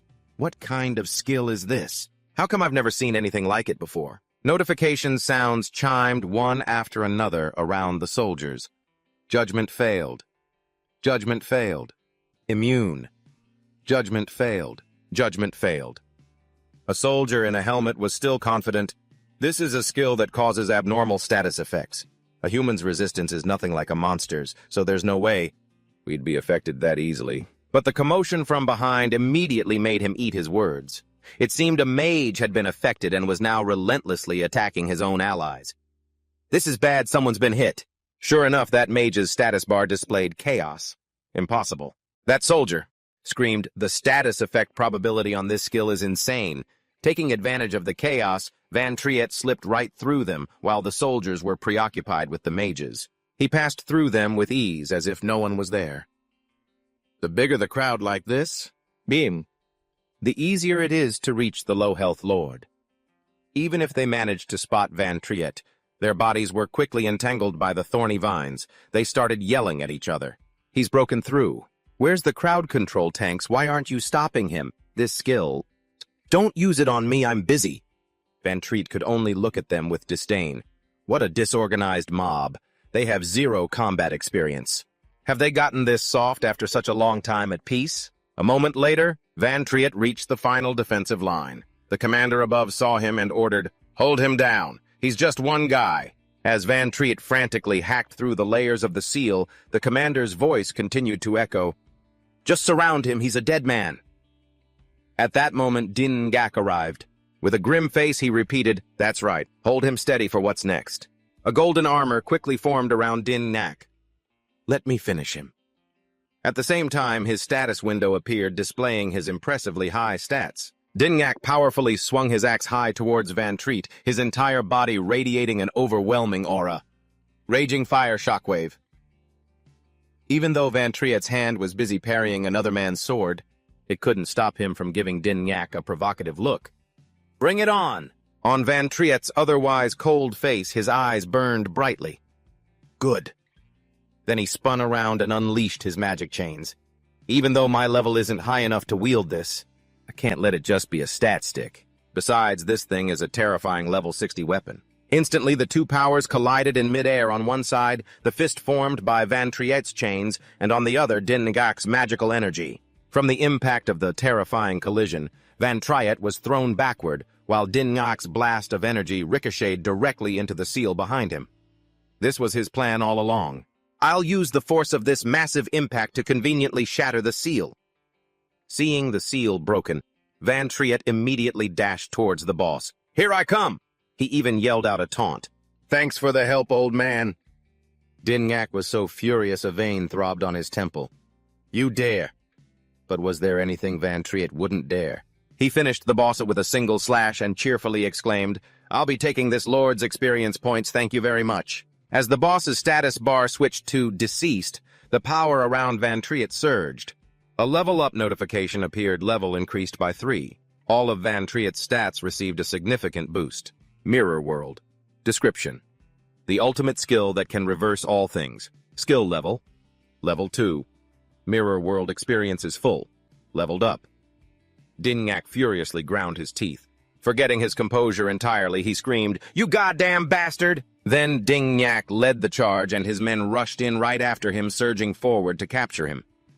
In front of them, Yun Che's clothes were stained with the boss's blood, yet he remained calm as he pressed the notification screen. Mirror World Level 2. Description: a supreme skill that can reverse all things. Use. So this is it. Just as Din Gak's axe swept past, Yun Che vanished without a trace. He faltered for a moment as space and time suddenly froze. Ding Ngak's men were suddenly frozen in place. Did I fail? A moment later, within a space where everything looked strangely ethereal, the mirror world Yunqi appeared. Entering for the first time, he was a bit curious and began to explore the area. What is this place? Just then, a notification bar suddenly appeared. Mirror walk. Time remaining 29 minutes and 5 seconds. Yunqi was surprised. A world inside the mirror? Yunqi understood instantly. No wonder it's the reverse of the real world. Next, he curiously waved his hand at the face of the person in front of him, and it dissipated like smoke. But these guards, it seems they're just delusions. Suddenly, a few glowing stones on the ground especially caught Yunqi's eye. The moment he picked one up, this isn't an illusion. Its attribute panel appeared. Mirror stone. Can be collected. Can be taken out. Yunqi was shocked. It can be taken out. Seeing the stone glowing in his hand, he finally believed what he was seeing. So after this skill reaches level 2, I can come to the mirror world and take things with me. With that thought, he decisively took it with him. Yunqi silently hoped then there should be a change in the system, right? Sure enough, a skill list popped up in front of him. What are these skills? Besides the skills I've already learned, there were also a few skills Yunqi didn't recognize. He doubtfully clicked on one. Not activated. The screen quickly displayed the words, base skill not yet learned. Yunqi's eyes grew thoughtful. Base skill. It seems what's displayed here are the reversed versions of all my skills. This strange new world spurred Yunqi on to learn more. He seemed to have figured part of it out. I just have to learn the base skills in reality to activate them, huh? Reverse skill level 1 was just a crippled version of level 2's function. After that, Yunqi's finger slid down the list. He mused to himself. It seems I can choose the powerful skill combinations I want to learn first. It's best to plan my progression path for what comes next. Just as Yunqi was concentrating, a strange noise suddenly came from behind him. He looked toward it warily. Unexpectedly, what appeared before Yunqi were a few figures that looked quite human. Souls, Yunqi thought to himself upon seeing those hovering shapes. He had a bold idea. Other souls can exist here too. While Yunqi was lost in thought, a grotesque skeleton charged swiftly toward him. Yunqi noted its ferocious appearance and swung the blade in his hand. So it's turned into a soul monster, huh? Next, the blade in Yunqi's hand quickly carved beautiful slashes across the soul monster's body. After that, he charged forward. Yunqi continued to slash his blade through its body. Doesn't seem very strong. Just as he finished off the soul monster, a notification bar suddenly appeared. Necro contract. You can sign a contract with a soul. After signing, you can bring it out of the mirror world to fight for you. Contract limit no more than 20. Note the maximum level of this soul is your maximum level. Sign. Cancel.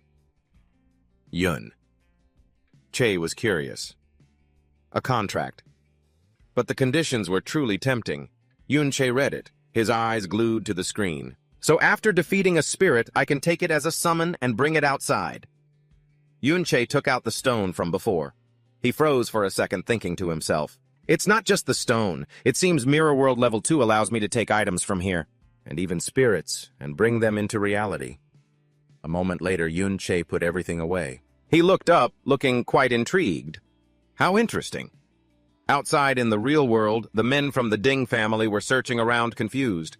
The secret realm has disappeared. Why hasn't that guy shown up yet? They had spread out to search everywhere, but they couldn't find Yunqi at all. How could he just vanish into thin air? Could this be a wanderer's hidden skill? Hearing that, Gao Leng, who was standing to the side, coldly tossed the knife in his hand and spoke up. Impossible. Our hidden skills have a physical form and a time limit. It's not like he would be completely undetectable. As if finding an outlet for his anger, Ding Ngak furiously rushed over and grabbed Gao Leng's head. Then you tell me why. Why with so many of us here? Did we let him get away? If we can't find him, you can compensate me for this secret realm. Just then, Yunqi reappeared in the real world. The movement quickly caught Ding Ngak's attention. He glared over. Before Ding Ngak stood Yunqi in the flesh, calmly reading a notification panel. So the time limit for mirror walk is up, huh? Do you return to the same spot when you exit? Or are there other conditions? After confirming it was him, Ding Ngak, filled with resentment, shouted without a moment's hesitation. Yunqi didn't even bother to dodge. A stream of blue light formed in his hand. He spoke as if giving an order. "Don't be in such a hurry. After being surrounded for so long, I should at least give you a little parting gift, right?" And then, from Van Triet's hand, countless monster souls bound by contract flew out as undead. He declared arrogantly, "Now have a taste of my undead legion."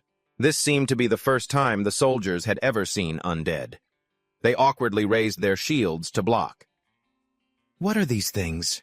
Ding Engak, however, remained calm and stepped forward. As expected of an experienced man, he recognized them at a glance. "They're demons. Don't panic. They're nothing more than undead-type monsters. I've seen plenty of these before." Hearing his words, the soldiers raised their shields and began to fight back against the undead. Just as the two sides clashed, a soldier suddenly cried out in surprise, "It has a status window, and it's only level 20. This made Ding and Yak even more confident. He smirked and repeated, "See, I told you not to panic."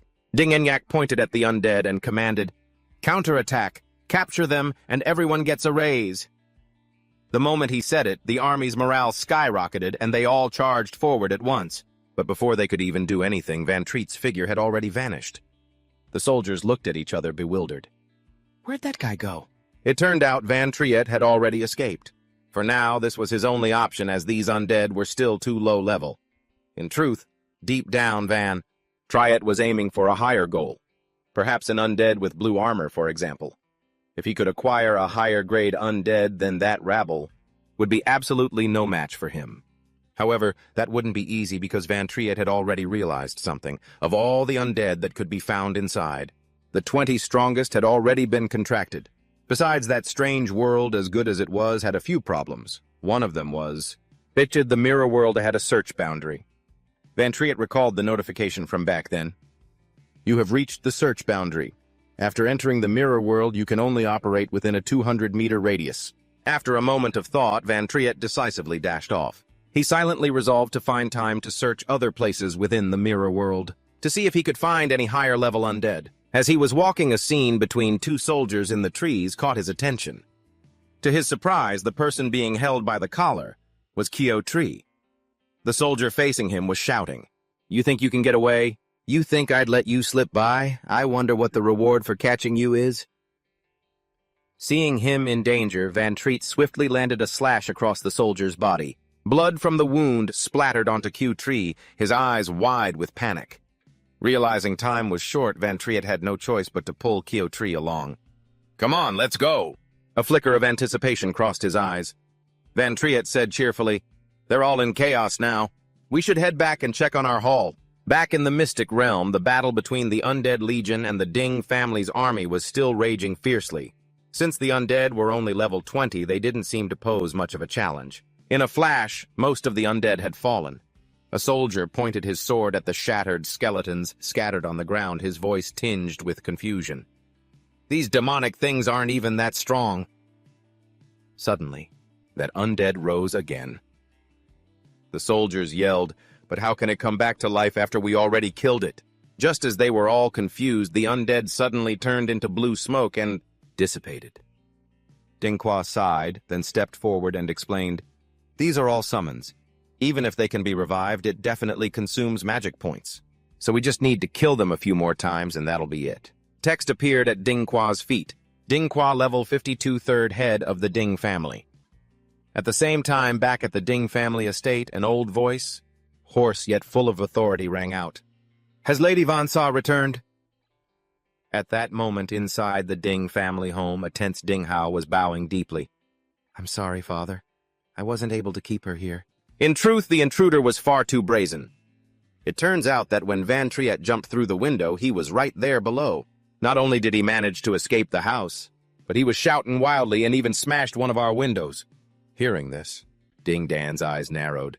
He asked sharply, "An intruder managed to get inside the house?" This was Ding Dan, level 57, son of the hero Ding Kong and patriarch of the Ding family.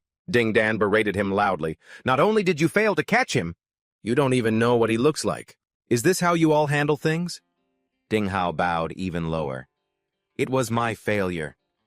However, Ding Hao quickly composed himself, raised his head, and reported with enthusiasm. "However, Lady Van Sa has agreed to go to the hero's mystic realm. At the very least, the matter with the A family will proceed without issue. This was exactly what Ding Don wanted to hear. His expression softened, but his voice remained stern. Find out who that intruder was, and you must kill them.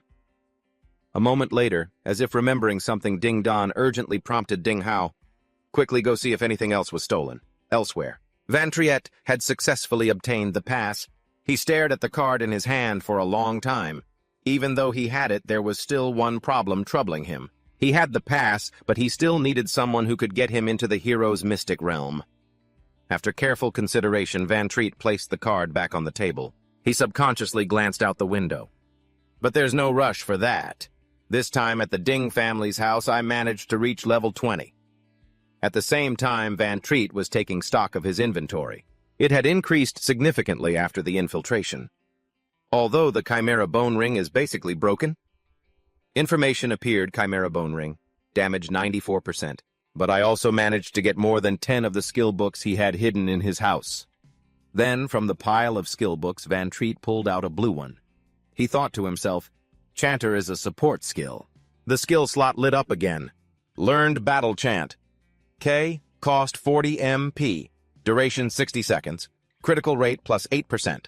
Critical damage plus 15%, defense minus 20%. Not only that, but Van Triet also realized he could use these skills to his advantage. He could supplement his own attributes.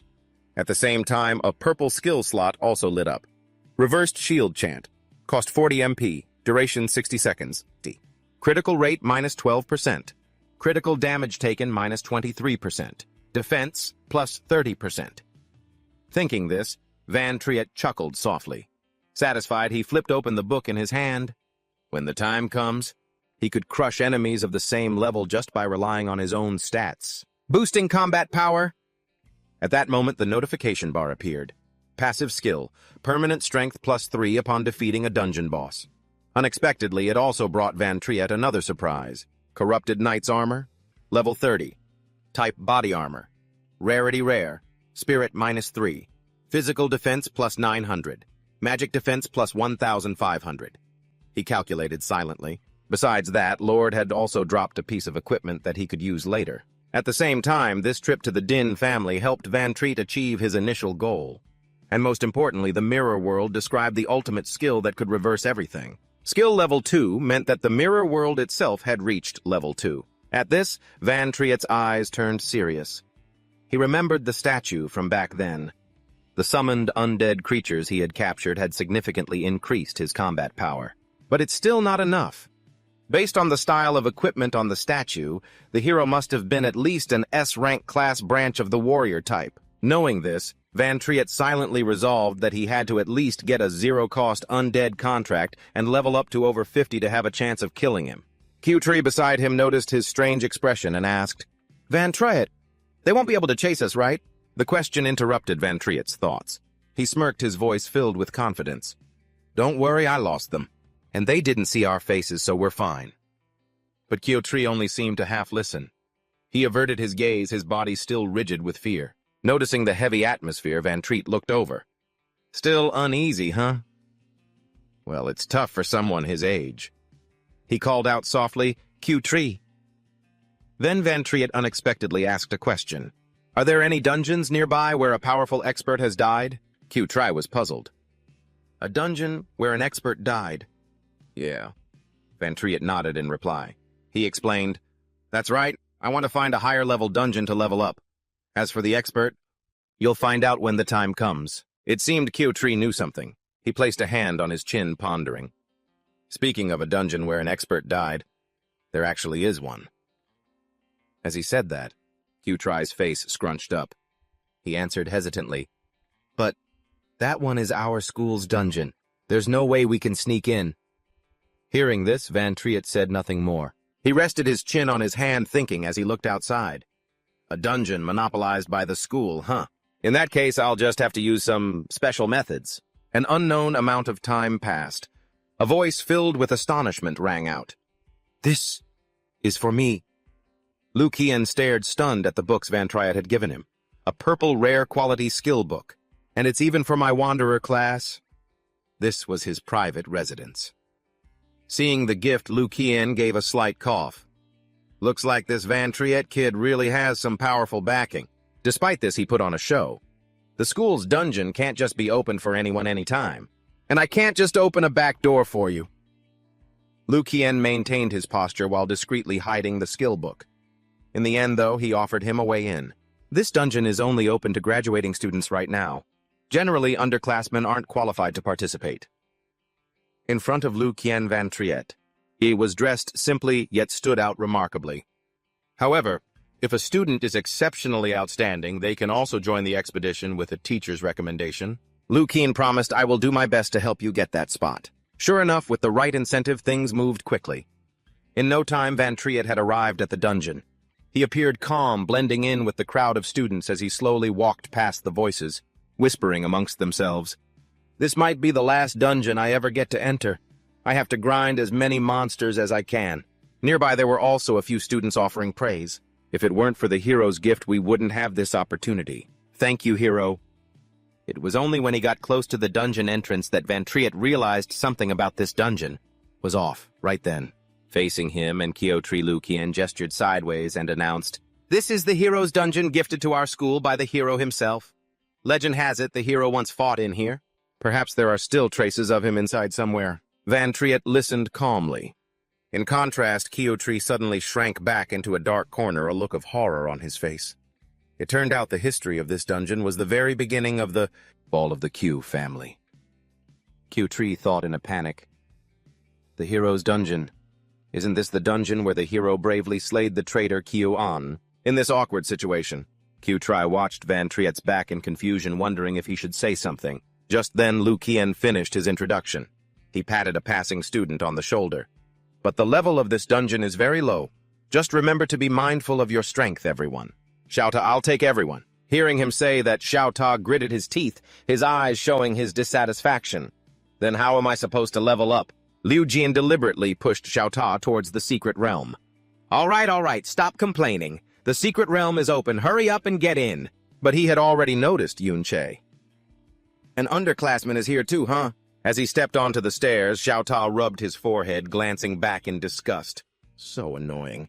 Now I have to drag 2 more pieces of dead weight along. Xiao Ta then put on his big brother act, pointing and giving orders. "You two, once we're inside, stay behind me. Don't cause any trouble for your big bro here. If you die, it's not my problem." Yun Chi paid him no mind. He had more important things to worry about. A level 20 to 40 secret realm, why would there be? In the dark space, Yun Che's sharp eyes gleamed. He could feel this dangerous sensation. After some time, the group of students passed through the gate and entered the heroic secret realm.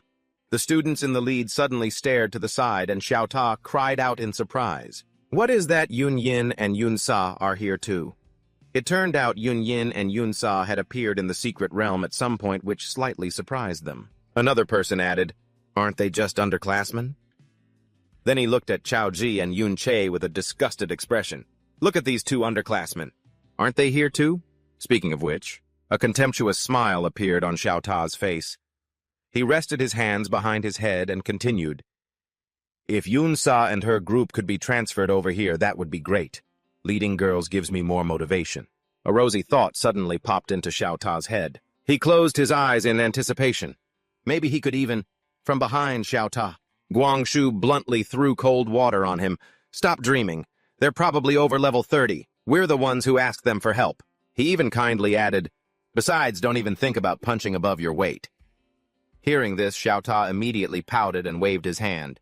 I know. I was just kidding." Although he said that, he couldn't stop his eyes from looking towards Yun Sa and Yun Yin. It would have been better not to look. The moment he looked, the 2 of them were already walking towards Xiao Ta. It left him a bit stunned. Xiao Ta's lips moved about to call out, "Yun Sa!" But she walked right past him and stopped in front of Yun Che. Seeing this, his heart skipped a beat in surprise. But his face showed no emotion. This person is... When he got a clearer look, Yun Che realized who was in front of him.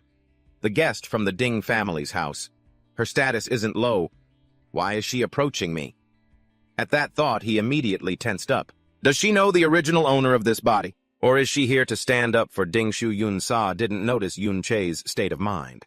She tucked her hair back and smiled lightly. "I saw you at the Memorial Museum yesterday. Your moves weren't bad and your voice is very distinctive." This action from Yun-sa was completely different from what Yun-che had expected. He wondered with suspicion, is she just making small talk? Just then Yun-sa suddenly leaned close to his face, her sharp eyes gleaming. She whispered, "Even the part of your voice mixed in with the sound of shattering glass was perfectly clear." Hearing these words, Yun-che froze, his mind filled with worry. This person figured out who I am just from the 2 phrases I yelled yesterday. By the time Yun-che composed himself, Yun-sa had already turned around and changed her equipment. She waved her greeting finished. That's all for today. Next, Yun-yin also changed her equipment. Yun-sa pulled her hood down low as if to signal, "We'll go explore ahead."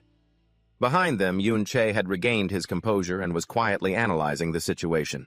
She recognized me, but instead of exposing me in front of everyone, she told me this way. Is she warning me, thinking this Yun-che recalled the other day in the living room? Ding Shu was there too. Indeed, that Ding Shu guy could also recognize our voices. At this, Yun-che's gaze turned distant. He thoughtfully placed a finger on his chin. But as long as the Ding family doesn't come after us for a while, it should be fine. With my leveling speed, I won't have to worry for much longer. After careful consideration, Yun-che finally made a decision. If they're showing goodwill, then I should give them a warning too. So to thank Yun-sa, Yun-che also offered a warning. You two should be careful. This secret realm has a dangerous aura. Reminded by him, Yun-sa now vaguely noticed the strangeness in the air. Come to think of it, there is indeed a very strange feeling here. Although she felt Yun-che's words made sense, Yun-sa just replied politely, "Based on my level, I don't really need to pay attention to it, but thank you for the warning." As Yun-sa and Yun-yin's figures gradually disappeared, Liu Qing spoke up. "Is that really Yun-sa?" Zheng Yu couldn't hide her curiosity either. Isn't she supposed to be really cold? So why was she like that with him? After that, the group quickly surrounded Yun-che and Liu Qing interrogated him. "Hey, how do you know Yun-sa? Do you two know each other?" Zheng Yu also chimed in with a request. "Yeah, that's right. Can you introduce us?" However, Yun-che didn't want to get involved with them. He quickly slipped away from the crowd and waved his hand. "Sorry, we have to go." Hearing this, Liu Qing shouted after him, "Go! You guys want to go off on your own! The monsters here are at least level 20! And Quan, who was next to them, also advised the 2 underclassmen, "You could die if you run into even a small random monster." Just as they were about to rush forward, Xiao Ta suddenly put out his hand to stop them. "Just let them go!" A dark expression appeared on his face as Xiao Ta said strangely, "Anyone connected to Yun-sha can't be bad, so I don't think their levels will be that low." Liu Qing didn't notice his odd behavior. She reminded him worriedly, "But Teacher Liu told us to watch out. So why are their levels still—" Before Liu Qing could finish, Xiao Ta cut in with a low voice. "Don't forget our true purpose for coming here. The fewer people who know about that place, the better." He stood up straight. Xiao Ta reminded them in a low voice, "That place has rare crystals. Do you really want to share them with those guys? Besides, everyone is equipped with an emergency flare gun, so let's not bother with them." Persuaded by his words, the other 3 immediately fell silent. Only when he turned his back did Xiao Ta reveal his malicious face. He was simply jealous of Yun-che. Why the hell does a normal kid like him get to know Yun-sha? Turns out Xiao Ta had long been blinded by his selfish desires. His mind was filled with a single damning thought. If they don't know their own limits, then they deserve to die. At the same time, Ding Shu suddenly appeared at the entrance to the hidden realm. He looked to be in a great hurry. Seeing Ding Shu arrive, Xuan Si and Quan Rui were slightly surprised. One of them spoke up, "You're Ding Shu, what are you doing here?" But as soon as he arrived, Ding Shu pressed them with a question. "A team just went in, right?" Quan Rui was stunned by his demeanor. "Yes, they did." What do you want?" Ding Shu remained silent, but his eyes filled with indignation and hatred revealed everything. As it turned out the other day, Ding Hao had reprimanded him over the intruder incident. "Yun-che Chao-ji, son, don't think you can just pin this on them because they beat you at the Memorial Museum. I don't have time to handle these little matters for you right now." At that, Ding Shu held out his hand. Hot-tempered, he wanted to argue back. It really was them who burst in. I heard their voices. The only response Ding Shu received was a suspicious look from Ding Yi. He immediately denied it. "Ah, Shu, the intruder easily escaped from me and so many guards. How could any student possibly accomplish that?" Even Ding Guo didn't believe him. He even sized up Ding Shu with a contemptuous look. "Son, you at least have to prove that those two have the strength to get past the guards. Otherwise, it will be difficult for me to speak on your behalf. Seeing that the commotion was getting nowhere, Ding Dong even coldly brushed Ding Shu's issue aside. All right, we're talking about official business. Don't bother us anymore. Recalling the humiliation of that day, Ding Shu, as if going mad, grabbed Quan Rui's shirt. Yun Che and Chao Ji went in too, right? I want to enter this hidden realm too. In a land filled with blue ice blocks, a giant monster covered in sharp ice shards was slashed by streaks of light. Immediately after, Yun Che leaped in and dealt it a fatal blow. Its body instantly shattered into small pieces. Just as the level 20 monster was defeated, a level 30 monster charged forward. It continuously shot magic towards Yun Che. He had to keep dodging its attacks, but was quickly backed into a corner. At that moment, Yun Che shouted, "Chao Ji!" He quickly thought to use the surrounding shield. Instantly, a pair of golden wings appeared. They enveloped Yun Che, helping him move forward. Surrounding shield. Consumes 40 EMP duration 3 minutes. Grants a liquid shield to one unit with 500 durability and 700 defense. With that shield, Yun Che confidently charged forward. Behind him, Chao Ji was using Encouraging Shout. Yun Che has received the Encouraged status. Attack power increased by 5%. Speed increased by 5% from Chao Ji's Encouraging Shout. Next, Yun Che swept his blade around the level 30 monster's body. His speed was so fast that only streaks of light were visible in the air. After that, Yun Che managed to jump on top of its head. From there, he powerfully brought down his blade. Under the sharp blade, the monster's body was instantly split in two. A notification bar also appeared, Blade Hiss. Magic attack increased by 70%. Remaining duration 7 seconds. After a tireless battle, finally that sound rang out. You have leveled up. The stats board received a significant boost. This battle also helped Chao Ji. He cheered joyfully. I leveled up too, and then another level. Chao Ji was now at level 11. Unlike him, a stoic-faced Yun Che was checking his inventory, busy calculating. He was thinking about the skill book he'd gotten from the Ding family earlier. Conveniently, it contained 2 books, Surrounding Shield and Encouraging Shout. At Chao Ji's current level, he could learn how to actually use the skills, even though the monster levels here are a bit high. But with Chao Ji's help, everything would be much easier. With that sorted out, the two set off deeper into the hidden realm in no time at all. The two of them stopped before a path made entirely of crystals. Yun Che recalled what that teacher said about this hidden realm. There is also a very rare monster called a Miracle Stone monster. In a dark corner of his mind, the image of the Miracle Stone monster gradually came into focus. Killing it has a chance to drop a support-type skill named a Gravity Pull. It's also a skill on the skill list grouped with the other unlearned skills. Gravity Pull. This skill has not yet been learned. Thinking of this, Yun Che was secretly pleased.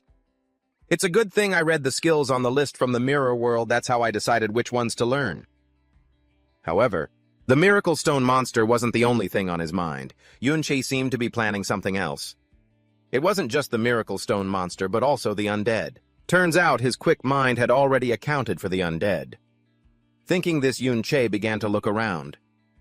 I wonder where in this hidden realm that group of powerful fighters died.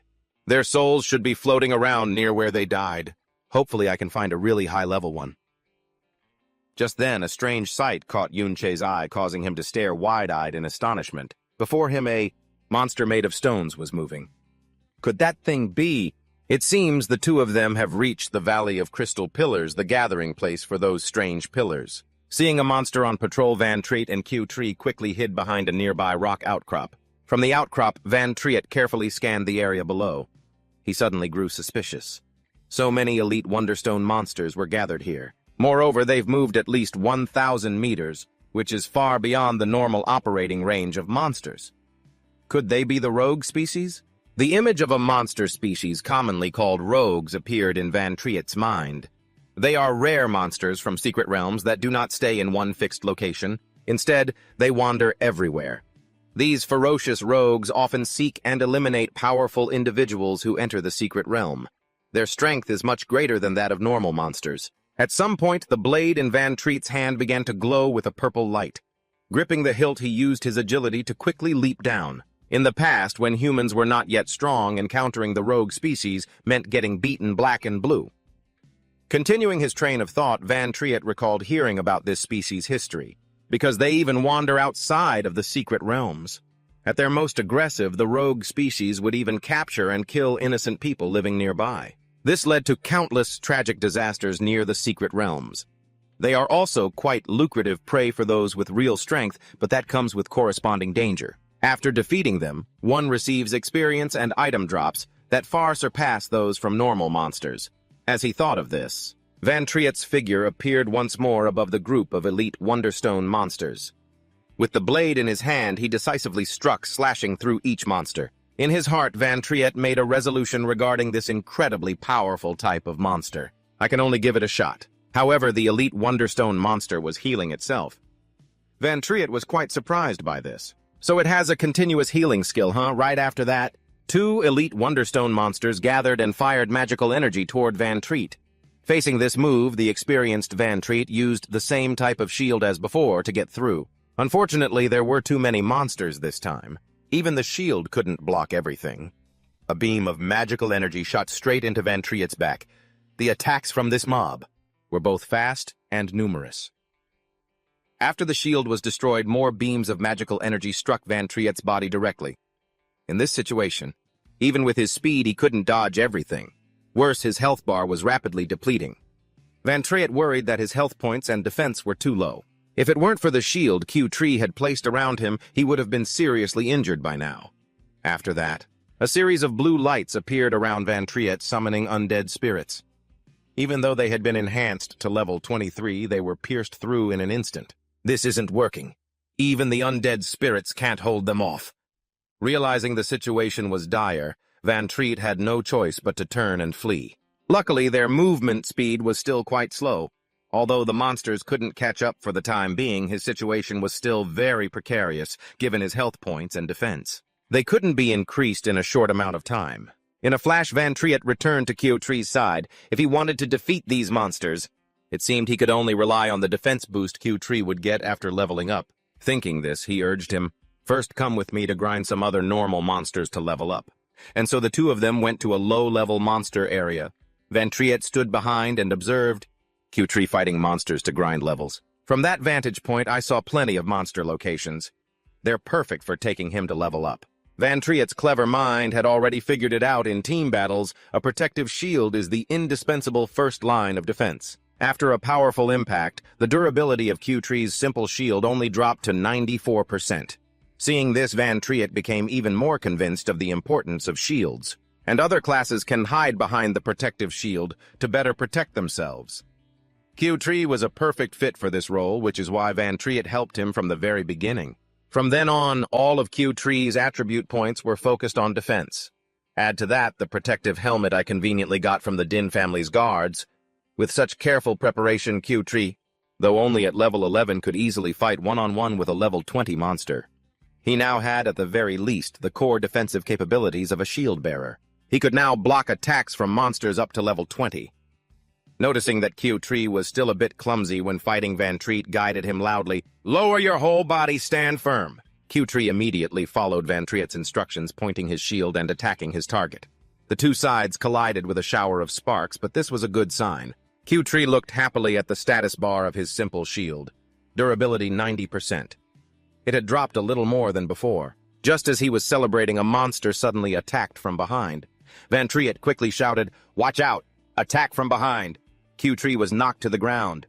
In the nick of time, Van Triet managed to destroy the monster. After dealing with it, he turned his head and reminded Q-Tree in a cold voice, "Always be vigilant for the enemy's next attack, and your range of movement doesn't need to be so wide. Leave room to deal with the next attack." A second later, Van Triet helped Q-Tree up.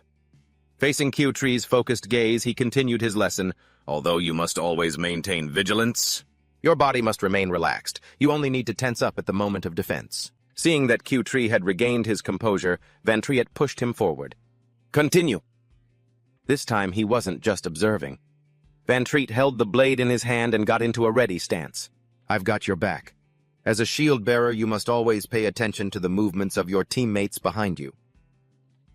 With Van Triet's dedicated guidance, Q-Tree grew more and more confident.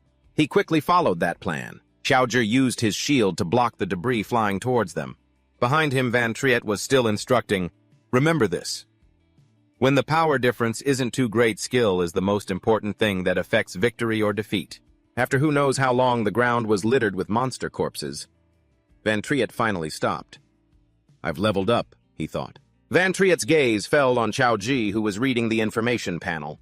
Now he could confidently face enemies head-on. Because of that, the experience points were split more generously. After checking for a moment, Chao Ji couldn't hide his joy as he announced to Van Triet, "I've reached level 15. Hearing him say that, Van Triet immediately took out a skill book. "You can finally learn this now." Its information appeared. Skill book Shield Armor Plate. Equips an outer layer of shield armor plate onto your own shield, increasing durability by 400 and defense power by 512, equal to 1/7 of your own defense. Rarity rare. Mana cost 50 MP. Required job shield bearer. Level required to learn level 15. Chaoji quickly finished learning the skill. His equipment seemed stronger too. While Chaoji was busy admiring the armor around him, Van Triet summoned his undead spirits. He thought to himself about the skill book he'd conveniently taken from Din Ra. It was the last one Chaoji could learn. By adding this shield guard as an extra layer of armor to his summoned shield, his defense points would increase. After they finished preparing, Van Triet felt it was time. This should be enough to deal with those elite-level wanderers. Meanwhile, in the Star Pillar Valley, the atmosphere was frighteningly quiet. On a nearby cliff, 3 dark figures had appeared out of nowhere. It turned out to be 3 professors from the academy. They just so happened to be scouting the area. They were Lei Lai level 33, Trang Chin level 37, Lei An level 34. Trang Chin spoke in surprise. "There are so many elite-level wanderers here. Where did they all crawl out from?" Lei An made a decision.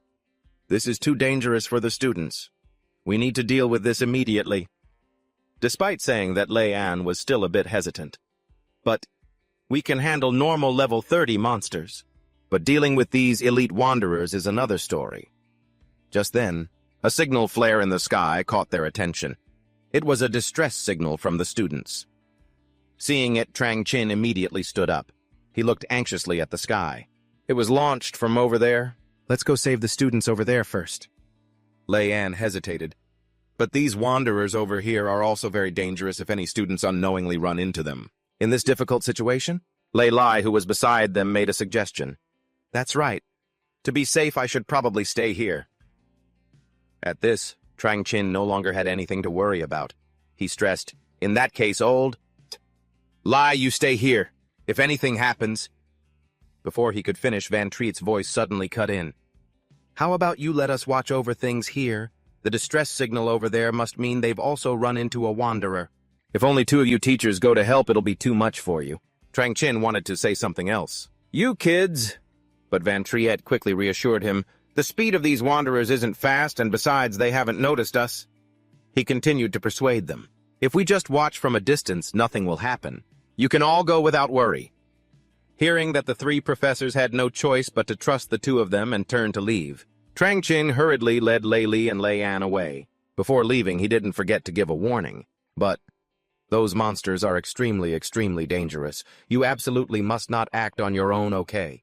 Trang Chin just didn't notice as he was saying, "You have to hide well. If you get discovered, you'll have absolutely no chance of escaping."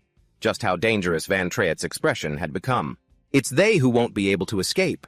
After they left, the blade in Van Triet's hand was already swinging everywhere. He repeated to himself, "That's right, they're the ones who won't escape."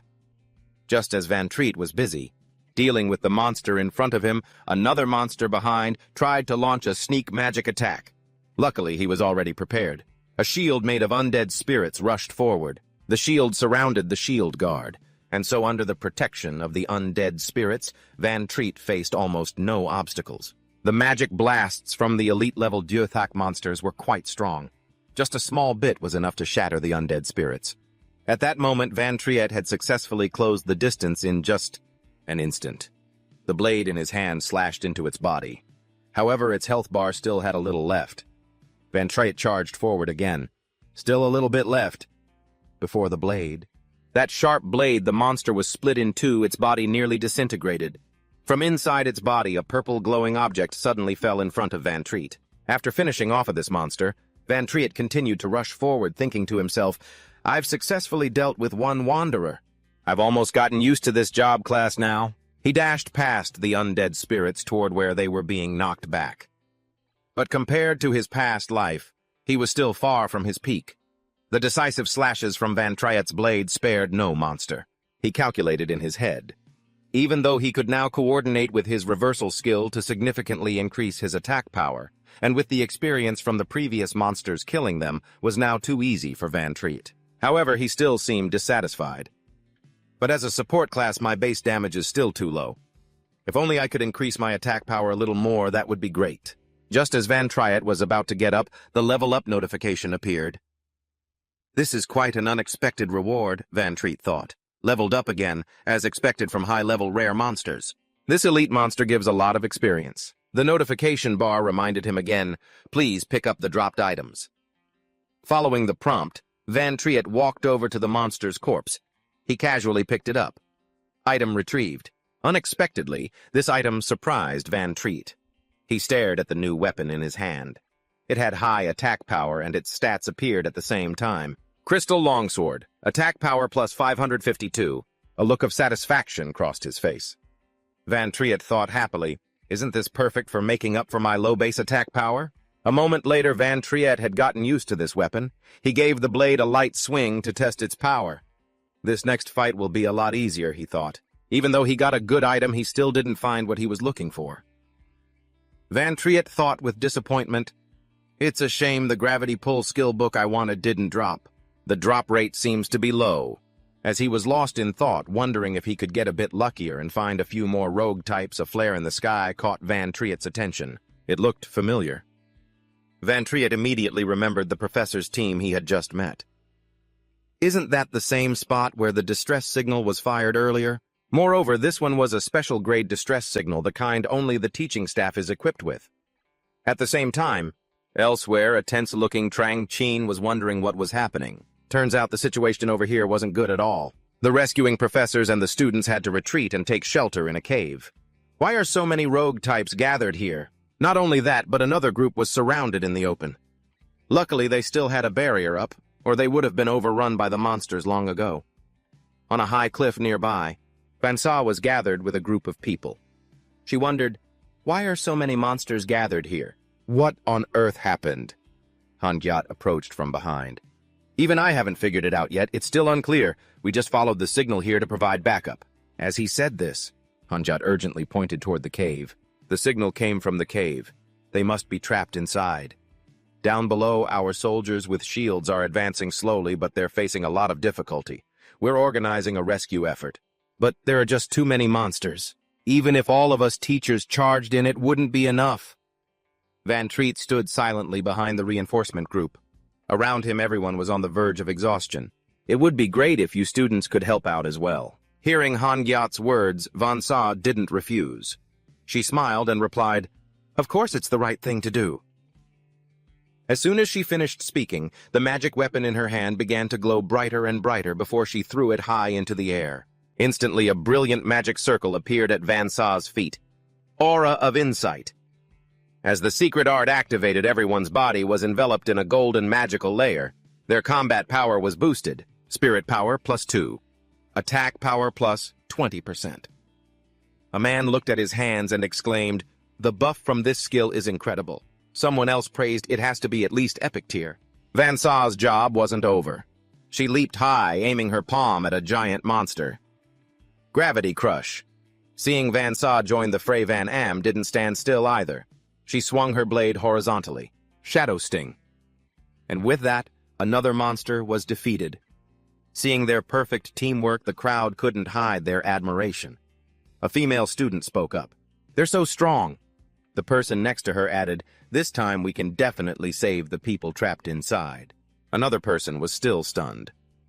As expected of Vansa and Van Am, Van Triet watched silently from above, seemingly with no intention of intervening.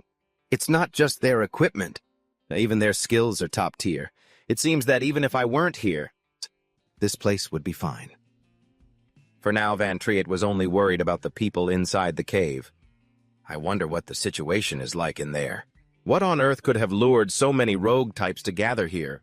To solve the mystery, Van Triet dashed off simultaneously, instructing Q Tree, "I'm going inside to scout. You stay with these people for now." In the blink of an eye, Van Triet appeared in the mirror world. A timer began to count down. Time remaining in the mirror world, 29 minutes and 59 seconds. Here Van Triet could stroll around freely. He reasoned to himself, "Everything here is crystal. It's all mirror surfaces. This way I can enter the mirror world at any time. Although it's very useful, I still haven't figured out how to use it proficiently. It's just that I haven't had time to understand the mechanism for returning to reality. Yesterday at the Din residence, after the time for walking in the mirror world ended, I still couldn't return, lost in thought." Van Triet walked past the line of shield-bearers and approached the cave. In the distance, a few faint shadows appeared near the cave entrance. Seeing them, Van Triet realized, the people are phantoms, but the monsters aren't. At that moment, the corpse of a monster lay off to one side. He analyzed in his head, but the monster's corpses actually exist. Besides me, living things in the mirror world don't have a physical form. Van Triet didn't linger too long by the monster's corpse. He quickly walked over to the group of people in the cave. To his surprise, Van Triet even saw a few familiar faces. It's them. Is that little Z? Little. Next, he continued to scout the surroundings. He found a passage that was deliberately hidden deep inside. It seems they were the ones who caused the rogue types to gather here. Then they sent out a distress signal. Relying on the narrow terrain, they won't be in any danger for a short while. I just don't know what on earth is inside that could have lured so many rogue types. As soon as he peeked inside, the pale blue light that filled the cave made Yun-Che uncomfortable. It was all crystals, which greatly affected his ability to judge the path. By sight, that is. His eyes unexpectedly landed on something in a corner. Yun-Che was surprised. He never expected something like this to be here. It turned out the blue light was radiating from the dense cluster of crystals, packed inside. Yun-Che looked closely and blinked. This is special crystal ore. No wonder Xiaoxie's group came to this cave. This is probably the special type of crystal he was thinking of. This kind of crystal isn't like those in the outside world. The ones that grow in here have a rather important meaning and use. Secret realms will create some special products that the outside world doesn't have. Furthermore, people with life skill professions can use these products to create special items like equipment and accessories. With that thought, Yun-Che moved closer to the crystal cluster. His hand gently touched a small branch of these mineral deposits. They're worth far more than 1,000 taels of gold. Just as he thought that a notification screen appeared, mirror crystal ore, collectible, can be taken. From this place back to the real world. Below that were two options, yes or no. Reading those lines, Yun-Che couldn't help but be astonished. He silently repeated, "From this place back to the real world." To be more certain, Yun-Che placed his hand on a larger crystal branch. Just as he'd hoped, the notification appeared, "From this place back to the real world." Yes/no. Yun-Che discovered something interesting and let out a soft laugh. His fingers swiped across the screen. "So as long as there's a place inside the mirror, I can return to the real world from there." Of course, Yun-Che's choice was always yes. One precious crystal cluster after another was collected into his bag. This skill still has so much more to discover, so I need to find a chance to study it meticulously. After collecting 10 of them, Yun-Che returned to the main task. His footsteps drew closer and closer. But for now, I still have to scout this place first. The deeper he went, the more the sight before him overwhelmed Yun-Che. The amount of ore in here was abnormally large. If all this ore were mined clean, it would be more than enough to turn a normal person into a billionaire. No wonder so many vagrants gather here. At the same time, in the real world, Yun-Sha was still helping everyone defeat the gravity pressure monsters. In another corner of the battlefield, Yun-Yin didn't rest for a single second either.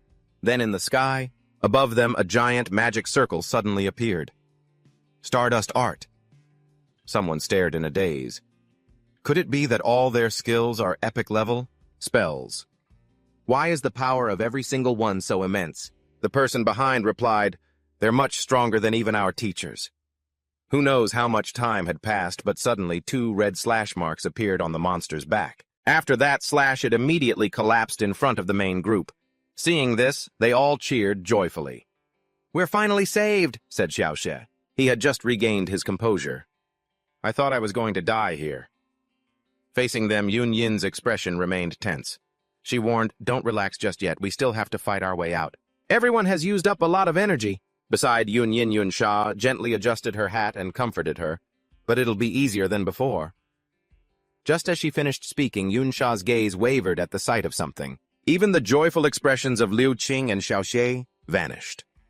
All that remained on their faces was absolute terror. Following their gaze, they saw that the cave entrance was unexpectedly filled with nothing but vagrants. This... Now the real danger had arrived. A mournful scream echoed through the space. Could it be that all the vagrants in the secret realm have run over here? In contrast to the chaotic scene outside the mirror world seemed strangely peaceful. Suddenly, a few dazzling streaks of light shot out from somewhere in the air as Yun Che strolled around leisurely. He ignored the dirt and rocks gradually falling behind him. It really is like a maze. Just as he was starting to feel bored, Yun Che's gaze was suddenly captivated. In front of him was a tree trunk covered in crystals. At its peak was a beautiful crystal. Yun Che seemed drawn in by the crystal before him, unconsciously moving closer. Could it be the hidden secret? An old legend suddenly surfaced in Yun Che's mind. It said that if the various types of crystal ores are the special products of a secret realm, then this core is the realm's one and only hidden treasure. A hidden treasure is the condensed crystallization of these so-called special products within the secret realm, something that has been nurtured for an indeterminate amount of time. An ordinary person might go their whole life without ever seeing one. Remembering this, Yun Che became even more certain about the origin of the object before him. A faint smile crossed his lips. Each hidden treasure of this type has its own unique special effects. Its information immediately appeared: Mirror Core. Level None. Type Hidden Treasure. A unique item. Upon use, stamina, plus 10 mana recovery speed, plus 0.5, reduces light and electric element damage by 20%. This secret realm's core is a replica of the hidden treasure known as the Warm Mirror Core in Yun Che's hand. Yun Che was already calculating in his mind. An increase to basic attributes and a reduction in elemental damage, huh? The stamina increase could boost my life points immensely, and the increased mana recovery speed could help me stack more Blade Hiss spells. More importantly, it reduces light and electric element damage by a whole 20%. A percentage-based damage reduction is extremely rare. Even the best equipment rarely offers that much, and besides, that would take up an equipment slot you have to wear. After analyzing this far, another question suddenly popped into Van Triet's head, but the strange thing was, he was reminded of the rock liquor monster. Van Triet suddenly realized that the crystal ore attracted wanderers. If a treasure really existed, then this secret realm must have a monster whose level far exceeds the wanderers. Pushing that thought aside for now, Van Triet's first priority was still to bag his loot. After I'm done with this treasure, I'll get out of here. However, the notification this time was different from the last. Choose your action, use or collect. Using or taking this item out will consume the remaining time for your mirror walk. Time remaining is 10 minutes. Do you wish to consume it? Yes/no. While Van Triet was busy collecting items in the mirror world, the outside world had already descended into chaos. Van Sa and Van Am didn't look so good either. Both were staring in the same direction. Before them, a giant and ferocious monster was closing in. It looked stronger than all the monsters they had fought so far. A terrified scream echoed from somewhere. That's the Wanderer Lord, it's a hidden boss. The massive hidden boss of the secret realm appeared, its body kicking up clouds of dust and rock. The Wanderer Lord is a rare, independent hidden boss, separate from the secret realm's main lord.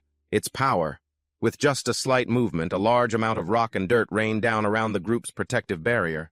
Far surpassed that of a normal lord, the entire ravine was packed with wanderers swarming and crowding at the feet of the Wanderer Lord, trapping the dungeon explorers inside their encirclement. And it was far beyond what the teachers or students could fight. They still had a little time. The protective shield was deflecting the attacks from outside, but everyone was terrified. Weren't Wanderer Lords only supposed to appear in high-level secret realms? They looked at each other then, at the giant Wanderer Lord in front of them, everyone's faces pale. Why would this kind of monster be in this secret realm? At this rate, we're all going to die here.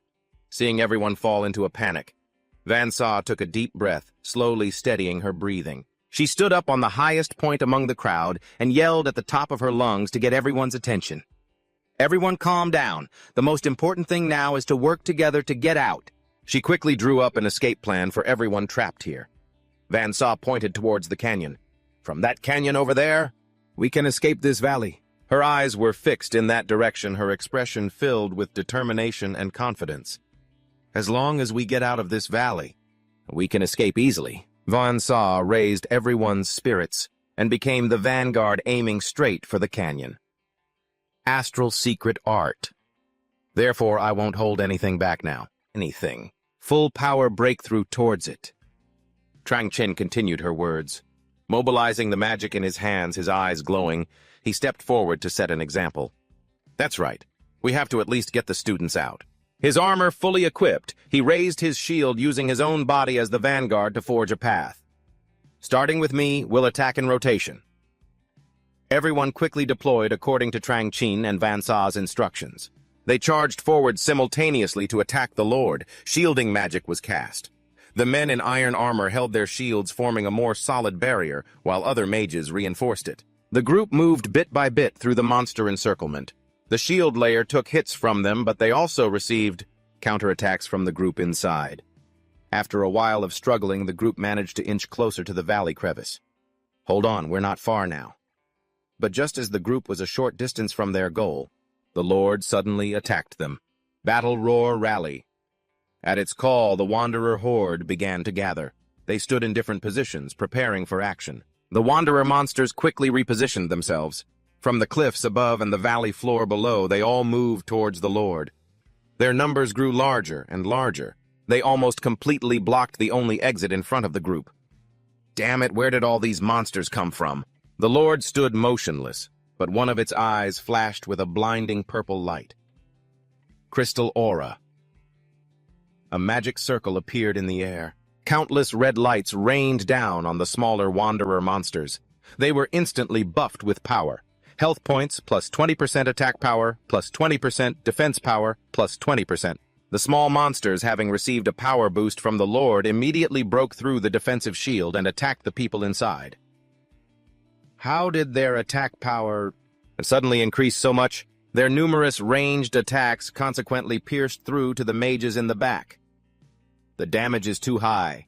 The healing can't keep up. In the blink of an eye, someone was riddled with holes by the attacks. That person's entire body went limp on the spot. Help me!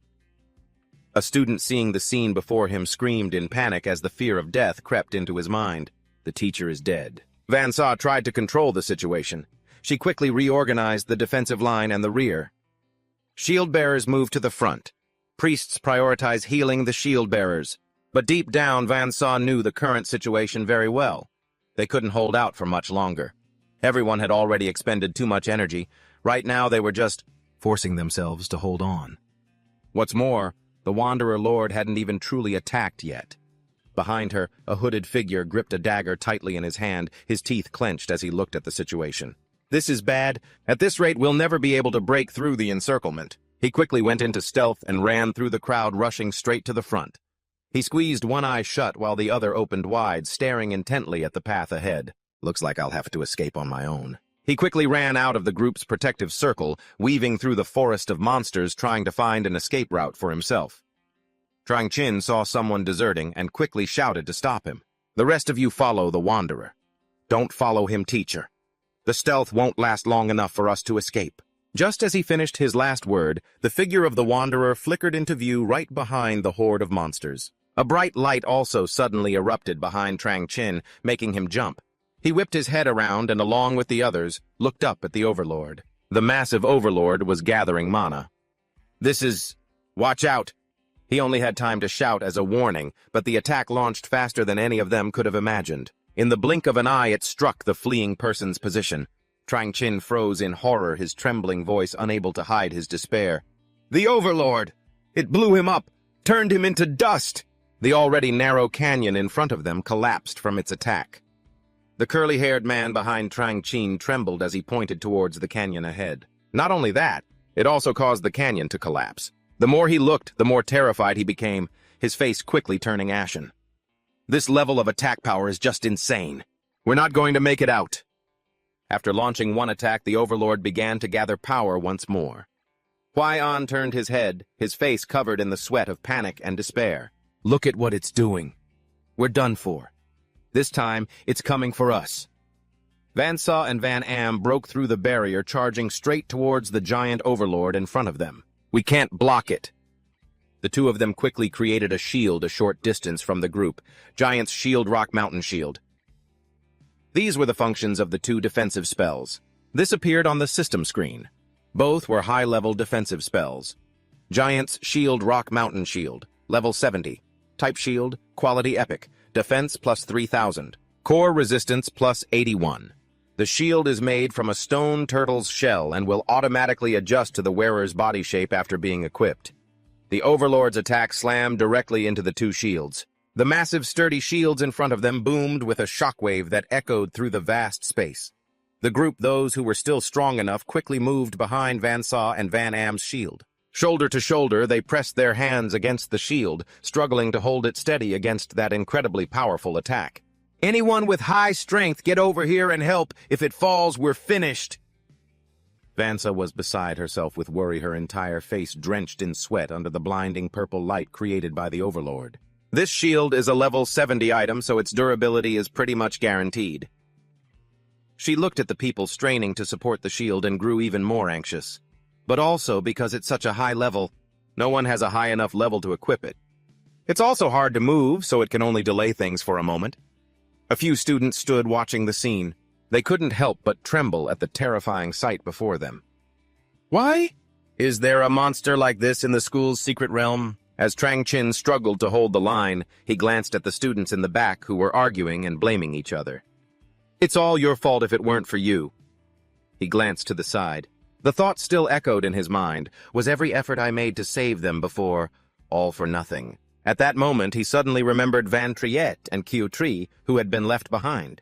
At least, those two kids are probably not in any danger, right? But as soon as that thought flashed through his mind, his eyes accidentally scanned over the small, skinny figure of Kiu Tri, struggling to hold the shield with everyone else. He's a student from the back. He watched him giving it his all. As he watched him struggle with everyone else, he couldn't help but silently curse in his heart. Didn't I tell you two to wait in the valley? What are you doing here? In the instant, Trang Chin was distracted. A rogue monster punched through the shield from behind, striking straight at him. Watch out! Kiu Tri was the fastest to react in that critical situation. He shouted his spell's name, Aegis.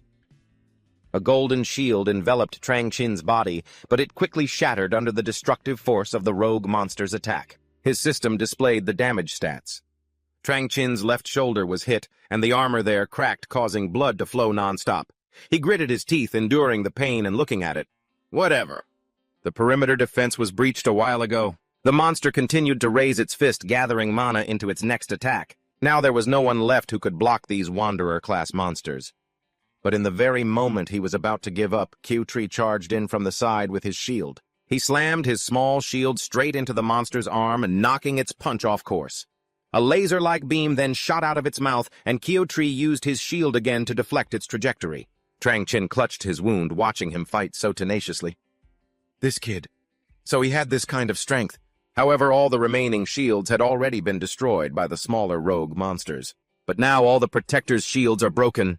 Kiu Tri was also quickly sent flying back by the monster's attack, his body armor shattering. Our defense is completely... He collapsed continuously, coughing up fresh blood, looking to be in immense pain. Facing the blinding light of the next attack, Trang Chin stood frozen, his eyes filled with the despair of someone awaiting their end. There's no turning back now. But suddenly Van Triet appeared with a sword in his hand. He quickly sliced the monster into many small pieces. Trang Chin stared at the unexpected scene, dumbfounded. His despair turned to astonishment. He stepped on the head of a rogue monster, his eyes glowing with an unusual light as he held his sword and looked towards Kiu Tri. Kiu Tri, you did a great job. Kiu Tri managed to pry one eye open. Seeing who had arrived, he reached out his hand, mumbling his name. Van Triet saw that his good friend was okay. Van Triet flashed a confident smile, his voice firm. Leave the rest to me. Time rewinds to an earlier point when Van Triet discovered the core of the secret realm not long before this. In the real world, besides the replicated essence core from the mirror world, there's also the original. He held the two essence cores in his hands. After a quick assessment, he smiled. It seems that thanks to this mirror world, my future earnings could double. Van Triet looked at the display screen.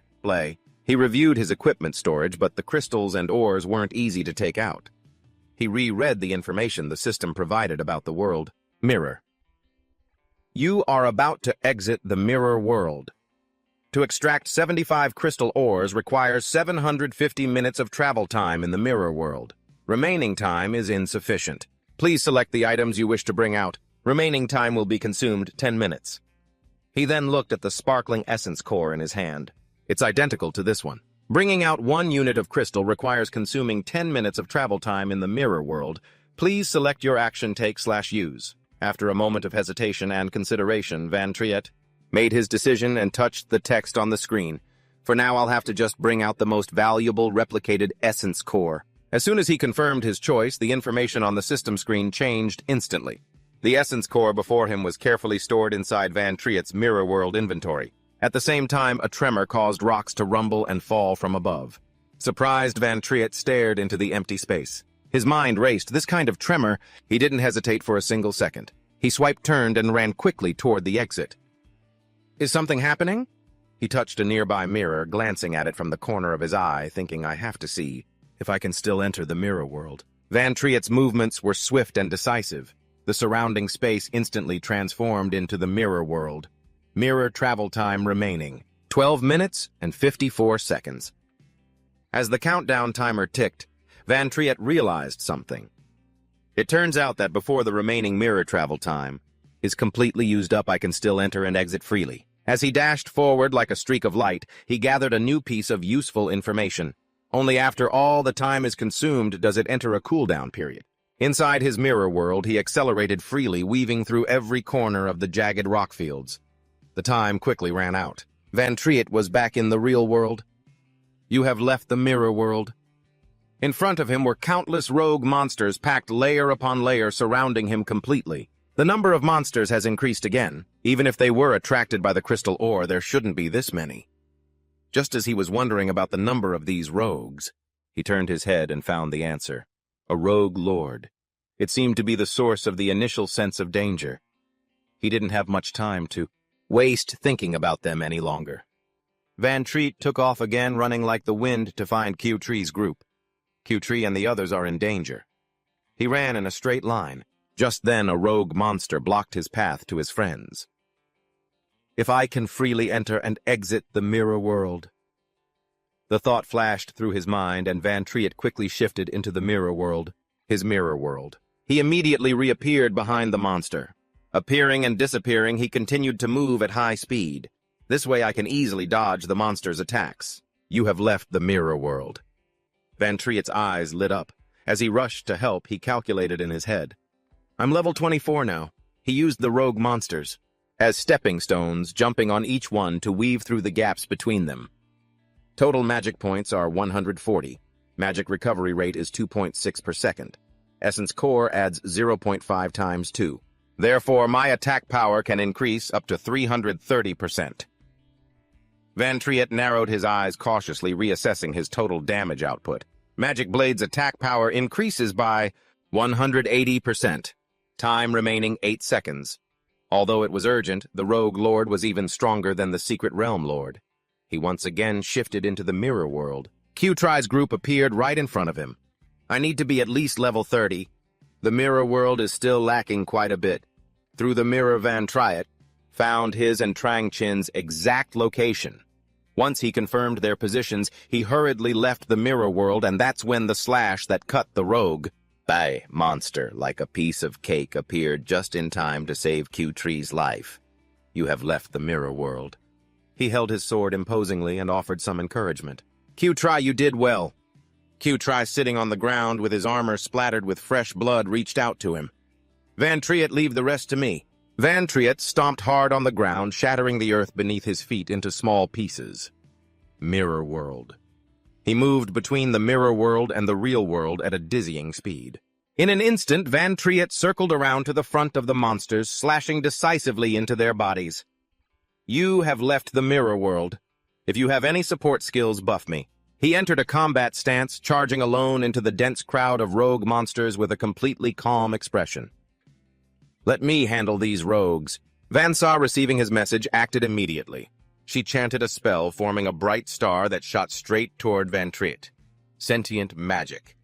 Kyotri also stood up, mustering some strength to buff his good friend. Armor shield. A shield enveloped Van Triet. Receiving help from his teammates, he quickly charged in to fight the monsters. Spirit power +2. Attack power increased by 20%. Although he took the initiative to attack first, his eyes never stopped observing the surrounding situation. Although the number of monsters was absurd after using the essence core, his life points had multiplied and the photoelectric system had also reduced damage by 40%. He soared over the heads of the rogues, attacking them with chaotic thorns, but it seemed ineffective. There was no danger now. Immune, immune, immune, immune. It's just that these monsters are immune to chaos, otherwise they could have been wiped out much faster. A group of people stood below their mouths agape and eyes wide. Everyone was fixated on his every graceful strike. Trin Vu, standing next to Trang Chen, looked up with his eyes squinted shut and muttered, "Am I seeing things? I see his status bar shows something like garrisoned, but why is his attack power so high? What's more, what kind of skills did he even use to be able to phase through things?" Trang Chen clutched his heavily injured arm, a glimmer of relief slowly appearing in his eyes. "He's that strong.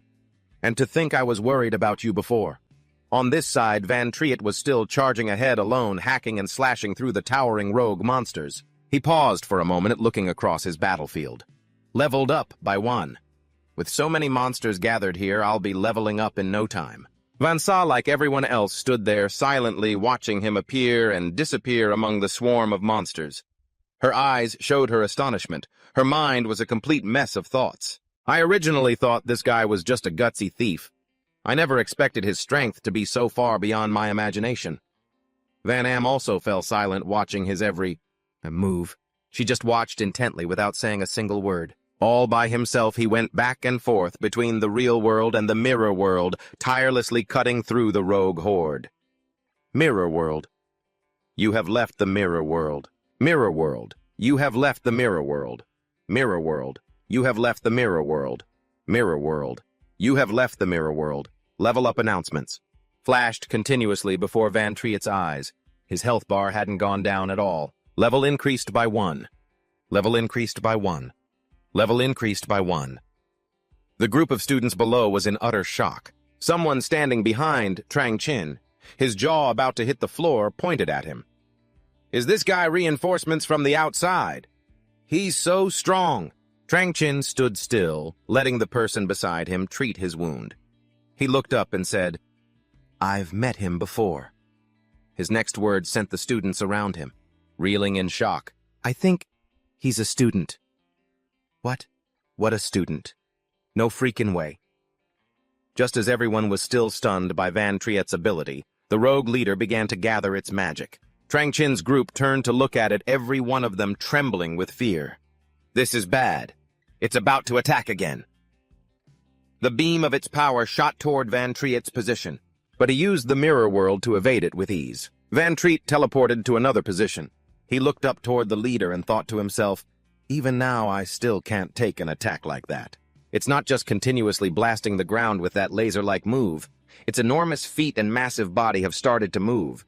It's started moving, hasn't it?" He glanced down at the shields protecting the group below. Once it gets closer, those 2 shields won't be enough to protect them. Trang Chen understood the situation. He quickly rallied everyone. "Everyone try to push through. The number of monsters has gone down a lot. We'll break through the encirclement on one side." He looked at the scene before him, trying to urge everyone to action with every word.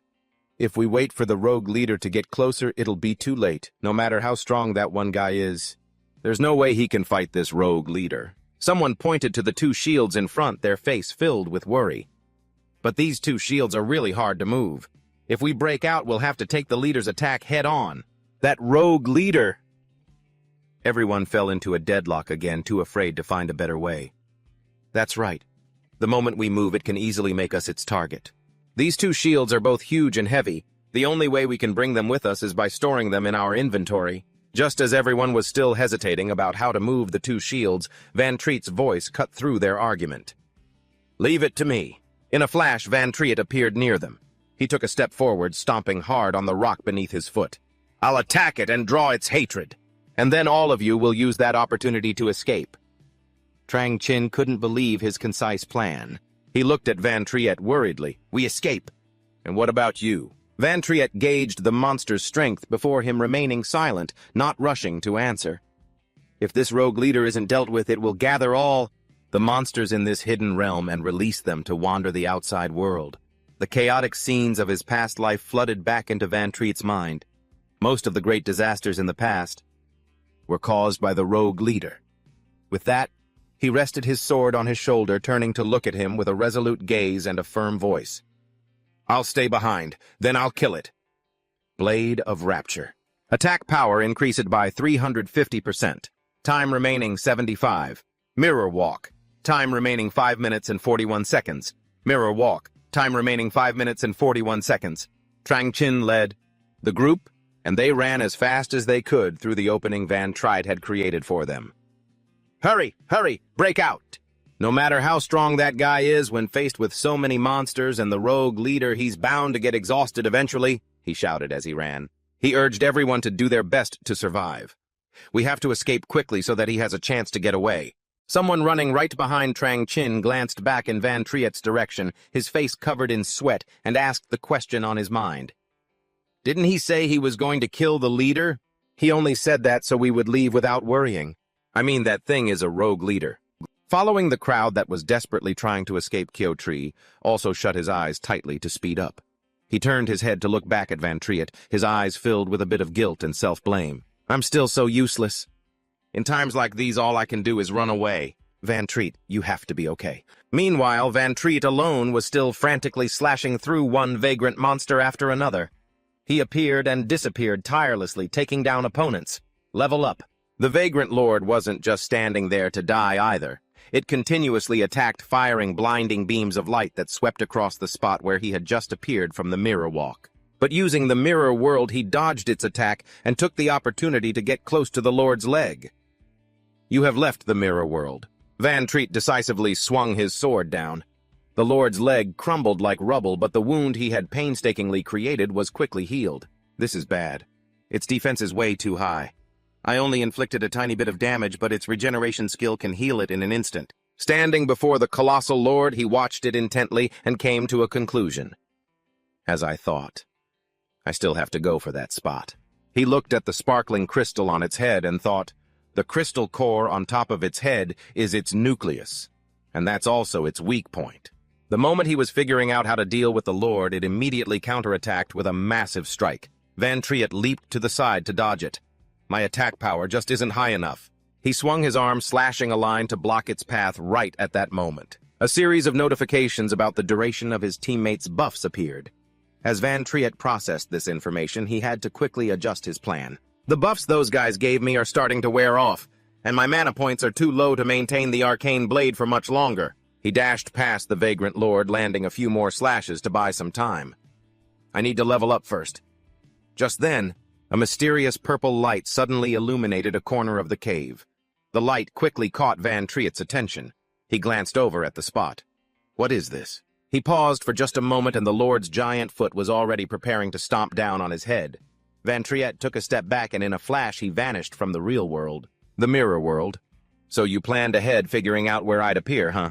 A moment later, when he reappeared in the real world, the light created by the lord had only grown wider. You have left the mirror world. Your health has been reduced by 50 points. For the first time since the battle began, Van Triet's body took damage. Your health has been reduced by 50 points. Your health has been reduced by 50 points. Your health has been reduced by 50 points. This is a continuous large area of effect attack. He skidded across the ground, pushed backward, then regained his footing and charged forward again. There's not much time left for Mirror Walk. If I rely on it to dodge, I'll run out of mana instantly. Mirror Walk remaining time 3 minutes 46 seconds. After a moment of consideration, a thick black smoke appeared at Van Triet's feet. I'll just have to use the undead to block it. He summoned a horde of undead spirits to hold the line for a while. He himself stood in their shadows, continuing to think. But restoring summons consumes mana points. If I keep taking its attacks after this, I won't have enough. Suddenly, a shield slammed down onto the ground, blocking the Lord's attack just before it could threaten the spot he was retreating to. Are you trying to regroup? First? Van Triet was also startled by this sudden appearance. He stared ahead, his eyes wide in astonishment. Van Saw? Van Am and Q-Tree were there too, holding up shields to protect him. Everyone, why are you... Vansa turned to look at him, a faint, playful smile in her eyes as she joked. Your little follower here was begging so desperately, so we had no choice but to come and back you up. Q-Tree was too embarrassed to turn around and look at him, his voice a mumble as he tried to save face. I didn't beg desperately. There aren't as many monsters as before. The others over there have all escaped. I was just... Van Triet looked at his slightly hunched back and smiled gently. Then he spoke softly to Q-Tree. Thanks. A four-pointed star appeared in Vansa's hand. She didn't look at Van Triet, but straight at the target in front of them. This hidden boss is still too dangerous. We'll cover you so you can slowly get out of here. He turned around, raising the sword in his hand high, his voice confident as he faced two vagrant monsters. No need. With a few swift slashes, the smaller monsters were all cut down by his blade. With everyone's support, I don't have to hold back anymore. Level up. Mirror walk. Remaining time. 0 minutes. After dealing with the small fry, he had just managed to reach level 30. Van Triet's face was cold as he stared at the Lord. I'm level 30 now. My attack power is finally high enough. He adjusted his system, selecting something. A suit of armor immediately materialized on him. Corrupted Knight's armor. Level requirement 30. Type body armor. Quality rare. Dropped from the Dingra Secret Realm Lord. Van Saw looked up at the towering tree-like figure of the Lord before them. Her voice tinged with disbelief as she asked, Don't tell me you're planning to attack its weak point from above. At this height, it's basically impossible to get up there. Van Triet didn't answer her question. He just took out a magic book, smiling at it. What I wanted before, I have it now. The system quickly displayed information about another feature along with its reverse function. Van Triet held his sword vertically, his entire body entering a state of readiness to attack. This is the skill that pulls me towards the target. Arcane Blade. Attack power increased by 10%. Arcane Blade attack power increased by 10%. Arcane Blade attack power increased by 10%. Don't worry, I've got this all under control. He raised his right hand brimming with his abundant magical power and aimed precisely at the Lord's head. Immediately after, he clenched his fist and pulled back with all his might. Swoosh Van Triet, who had been on the ground, used the reverse pull to fly straight to the top of the vagrant Lord's head. He had quickly reached his target. The core on its head emitted a mystical purple light illuminating Van Triet's entire body. The group of Van Saw and Van Am stood below, their mouths agape in disbelief. Just a second later, a few slashes flashed. The once quite conspicuous core was forcefully struck by Van Triet. The Wanderer Lord's entire massive body trembled violently. An electric current seemed to run through its entire body. Power from the attacked core continuously erupted, and the light was blinding, spreading across a large area of its body. Triet was injured by the pressure from the core, and the armor on his body continuously emitted gray smoke. Your health has been reduced by 107 points. He gritted his teeth, ignoring the cuts that made his body bleed. He swung his arm and slashed hard once more. Your health has been reduced by 107 points. The system notifications chimed relentlessly, followed by the image of the Lord's core. Shattering from Van Triet's slash. Health points continuously updated. Your health has been reduced by 107 points. Spellcaster Van Triet, 30 HP. 302 out of 1,800 MP, 7 out of 160.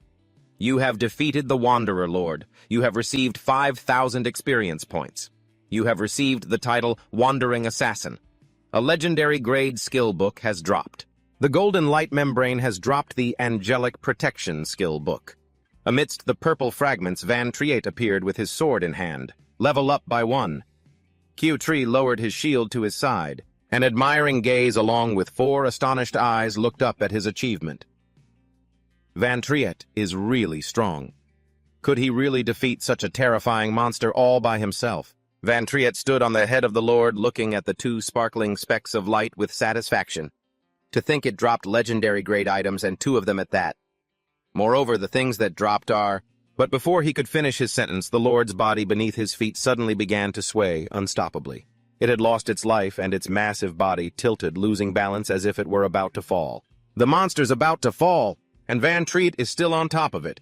Be careful. Seeing that the situation didn't look good, he quickly ran to find a way to escape. Just then, the corpse of the Wanderer Lord crashed down, crushing the mountain next to it.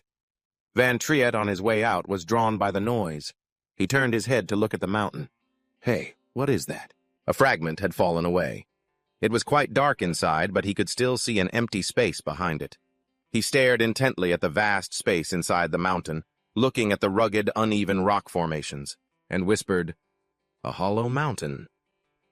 Van Treat stopped at the newly created cave entrance. He stood high above, observing everything just outside, wanderers and human skeletons. He stood alone in the dim darkness amidst the uneven rocks and layers of dust.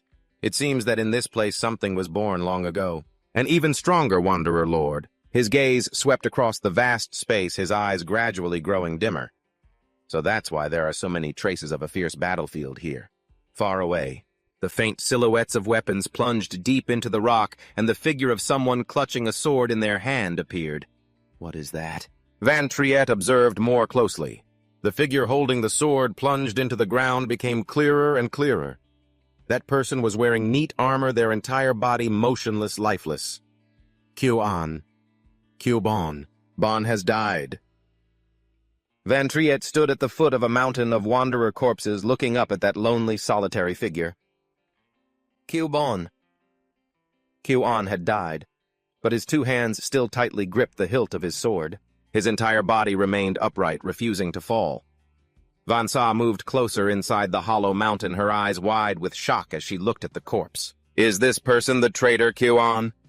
She looked at the faint blue light reflecting off the sword in his hand and Kyo-an's defiant stance atop the rocky peak, and couldn't help but sigh in admiration. Although I heard that this place is where the hero Din Kon fought and killed, but I never expected this kind of situation.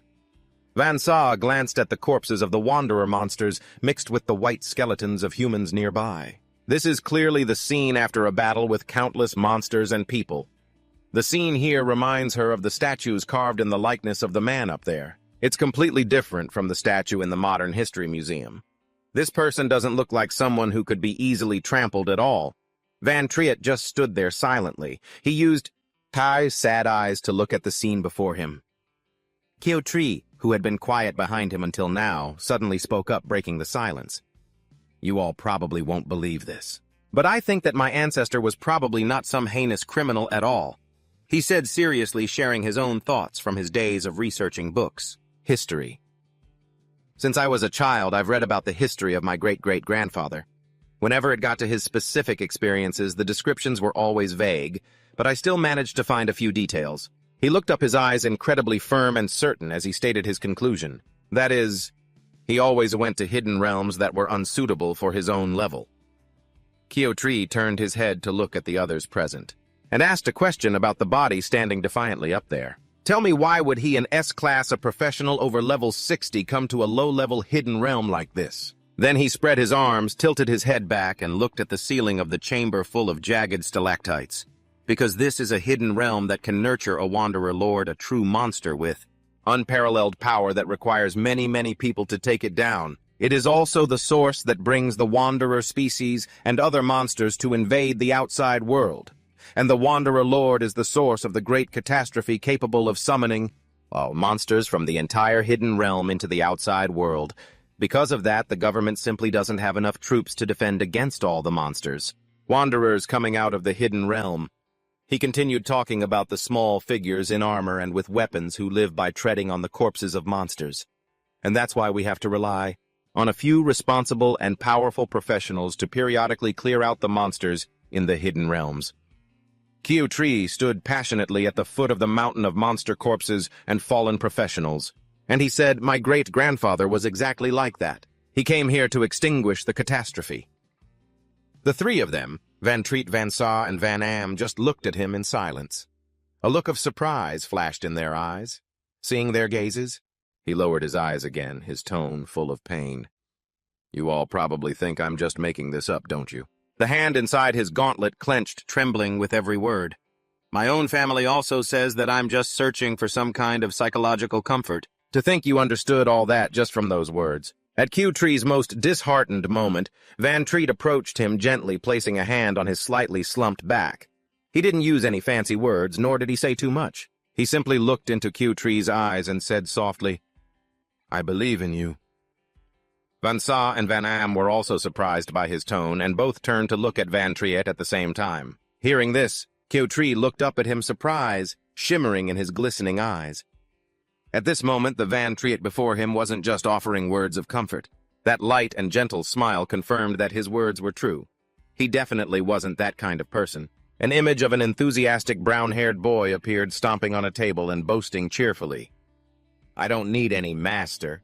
The boy winked mischievously. He pointed at the other person and grinned slyly. "I'm a genius. It won't be long before I'm stronger than you. An old geezer like you should just retire early." And then the scene of him being swarmed by a mob of monsters, his mouth screaming loudly, "Master, save me!" But after being brought out of the secret realm, as someone else diligently bandaged his wounds, he started acting tough again. "Who needed you to save them? Don't save me next time. I just didn't expect that there would be so many monsters in this secret realm." Time in the memory continued to pass. That mischievous boy grew up covered in scars. Caught again, huh? But the smile of youthful passion still showed on his blood-stained face.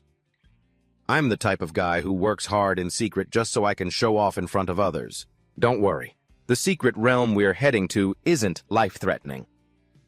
The Kyo-an of that day, with a sword on his back and a shield in hand, glanced back at the person asking him, "Why would you choose the sword guard class? It's considered the weakest advancement for a shield-bearer." Hearing that question, he looked back with visible annoyance at the reckless guy beside him. "Isn't it because you focus almost entirely on strength and speed? You always charge straight ahead. Basically, no shield-type class can keep up with you." Until the scene around him was nothing but the corpses of monsters and the pointing and whispering of others. "My old friend, I finally found you." The man was covered in injuries, his gaze fading into darkness, but a smile was still on his lips. "I get it. Leaving the party without permission means a 3-month pay cut.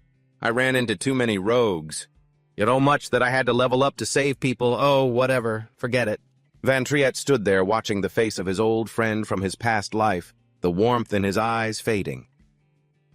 "Q Bonbon, for you I will make the Din family pay." The scene shifts back to the Din household in a luxurious and splendid room. Din Qua frowned and asked loudly, "Is what you said true?" Din Huck was standing before a table where many people were gathered. He replied loudly, "It's true. If you don't believe me, Father, just ask the teacher in charge of this secret realm. That Van Triet guy is just that amazing." He recalled how he was initially blocked by the teacher at the entrance to the secret realm, unable to enter. "I was stopped by the teacher guarding the secret realm and wasn't allowed to go in. I really can't let you in. Your level is still too low." But when the people inside came out, they were all chattering excitedly. "Did you guys see that just now? I saw it from a distance. That rogue lord collapsed. They paid him no mind and didn't hold back, sharing everything they saw with each other. With a commotion that big, who wouldn't have seen it? That person must have killed it. So amazing. That was a rare hidden boss over level 40. Being able to take it down is beyond my imagination." Din Hook stood there watching those people leave, the secret realm endlessly discussing a certain name. His expression darkened. "That person's name is Van Triet, right?" Hearing this, the elders of the Din family all fell silent. Their gazes shifted from Din Hook to one another. "I thought Van Sa and his group were already impressive enough. I never expected there to be a student that powerful. What on earth is his background?" One of them slowly pushed himself up from the discussion table. The words that came out of his mouth were not pleasant. "Summon the Din family guards. Follow me to capture the secret realm traitor." Just then Din Qua, who had been deep in thought, spoke up to stop the man. "Wait a moment. You said that little brat from the Q family was with him." The man looked up, a malicious glint in his eyes, his face half hidden in shadow as he gave the order. "In that case, drag the Q family's people along with us." The scene returns to where Van Triet's group is standing. He was seriously examining the item dropped by the rogue lord. Skill book, golden light shield, level requirement none. Type specialized skill book, quality legendary. Van Triet took the book he just received, held it out to Q-Tree and told him, "Here you learn this skill book. It has no level requirement. Beside them, Van Saw pointed at the book Q-Tree had just received, looked at him in disbelief, and asked, "This is a legendary tier skill, and you're just giving it to him like that?" Faced with the question, he just smiled and replied gently, "It's a specialized skill for shield bearers. I can't learn it anyway. This is the very skill your great-grandfather used to use." Van Saw held the brim of her hat tightly, looking at Van Triet with a profound gaze. "But you're certainly not lacking in powerful skills yourself." She walked up to him. The two of them paid no mind to Q-Tree off to the side and started chatting. "Technically, my skills are all high level, but they're nothing compared to yours. Whether it's the skill to suddenly vanish where you stand," he listened to her comments on his skills with shining eyes, "or the one that lets you summon so many of those undead spirits." Hearing those two words, Van Triet suddenly lowered his head slightly, his bangs falling to hide his eyes. Undead spirits. Only then did he suddenly remember the skeletal undead wreathed in that ghastly green magic. "I remember now. The undead I summon are created from souls. Besides me, other souls can also enter the mirror world." Thinking of something, he raised a finger and made a pressing motion. Just like that, Van Triet quickly teleported into the mirror world. At the same time, the system he possessed also displayed a new notification, now usable in the mirror world. Van Triet looked up. His eyes filled with earnest longing as he gazed at the person above. Under the power of the new skill, the lifeless person atop the mountain of corpses began to glow brilliantly. He stood up, a pure soul in a flowing cloak, looking towards Van Triet. Bon bon. Back in the real world, Van Saw sat with her legs crossed, waiting for Van Triet to return, while Van Am grew impatient and urged her on. "Vansa, we should get going. Any later, and you'll miss your reception ceremony." Hearing her mention the ceremony awaiting her, Van Saw was startled into remembering. They really couldn't delay any longer. The three of them stood there waiting for him, but time was not on their side, and Van Saw was getting a little cranky. It's obviously more interesting here. What on earth is Van Triet doing? Why did he suddenly disappear for so long without a peep? Meanwhile, he was still concentrating his energy on something in the mirror world. Van Triet stood before his deceased old friend, whom he had called forth. He made his soul hover right above Q-An's corpse. "Q Bonbon, I never thought we'd be able to meet again. I have so much I want to tell you." But in the next second, black tendrils of energy began to crawl over his soul. It was a shame. They quickly tainted Q-An's neck and face. His soul also had to resist, but it seemed useless. The soul let out a furious roar as its entire body was outfitted in pitch-black armor. "You still won't answer my attack's power." The destructive power of Q-An's soul was too strong, forcing Van Triet to retreat and keep his distance. "So he's turned into a wraith after all. But I don't want to fight him." The black shadow began to stretch out, gathering at a single point before striking towards the hovering Van Triet. Q-An had completely transformed into a wraith, letting those dark shadows swallow him whole. From above, Van Triet looked down as images from Q-An's past flashed before him. The stubborn face of the boy with a book in his hand also appeared before his eyes. And the final battle he had to endure, fighting countless people all by himself. Everything Q Bonbon went through. The moment that bastard ambushed him, his hand piercing through his body. Ding Kun! Van Triet suddenly noticed something wasn't quite right in Q-An's memory.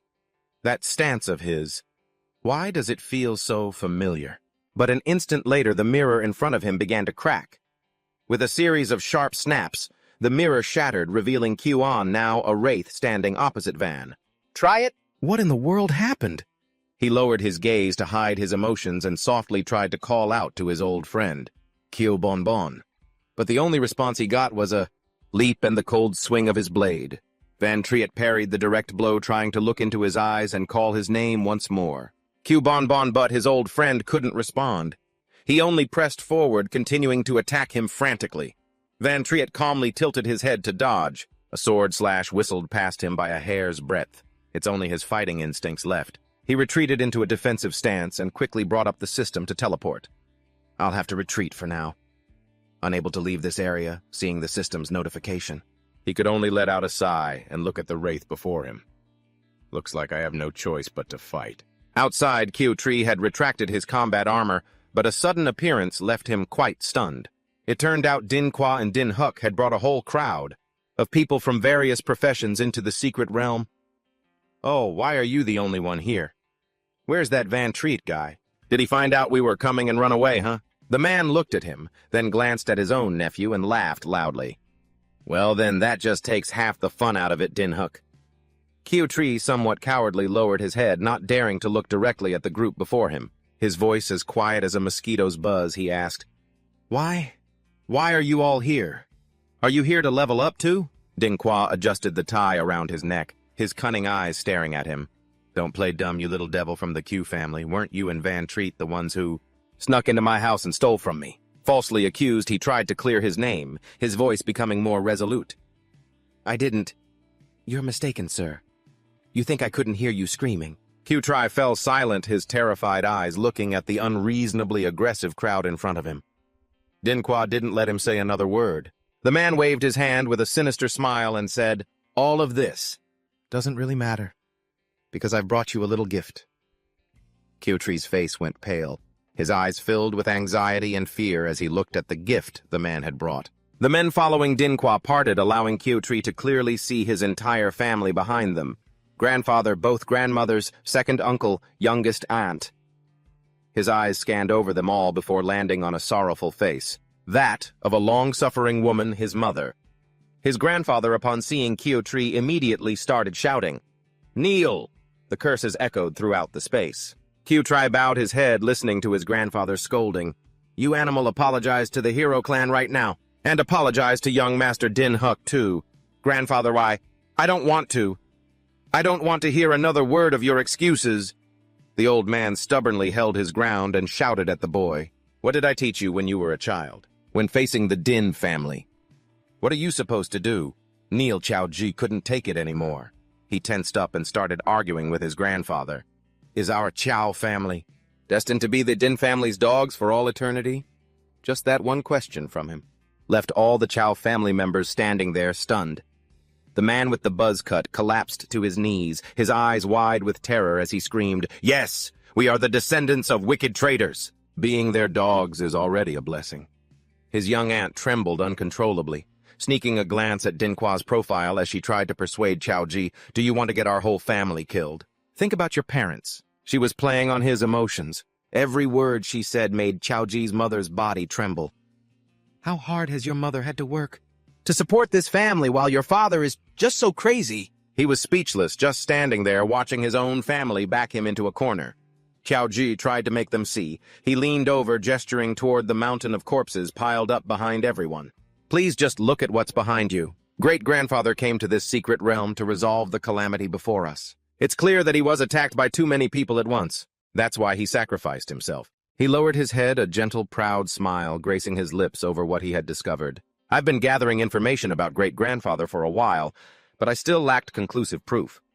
Chao-ji clenched his right fist and placed it over his heart. His eyes filled with determination as he told everyone. But now the proof is right in front of us. Great-grandfather wasn't some wicked traitor. The truth is completely different.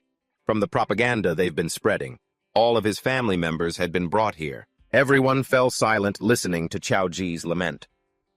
As long as this truth is made public, our great-grandfather's name will be cleared. We absolutely don't need Sama to keep living like this. The more he spoke, the angrier he became, gritting his teeth with resentment for the injustices his entire clan had suffered. He poured out all the years of pain. The Din family has no right to treat us like this. Xiaoji was like a different person. No longer cowardly standing with his head bowed, he had now learned how to speak up and fight back. Grandfather's family, my aunt's family, second uncle's family. They didn't deserve to die like that, but Dinquois waited for him to finish, then slapped his own forehead and threw his head back, laughing loudly. Childish, but what you said is true.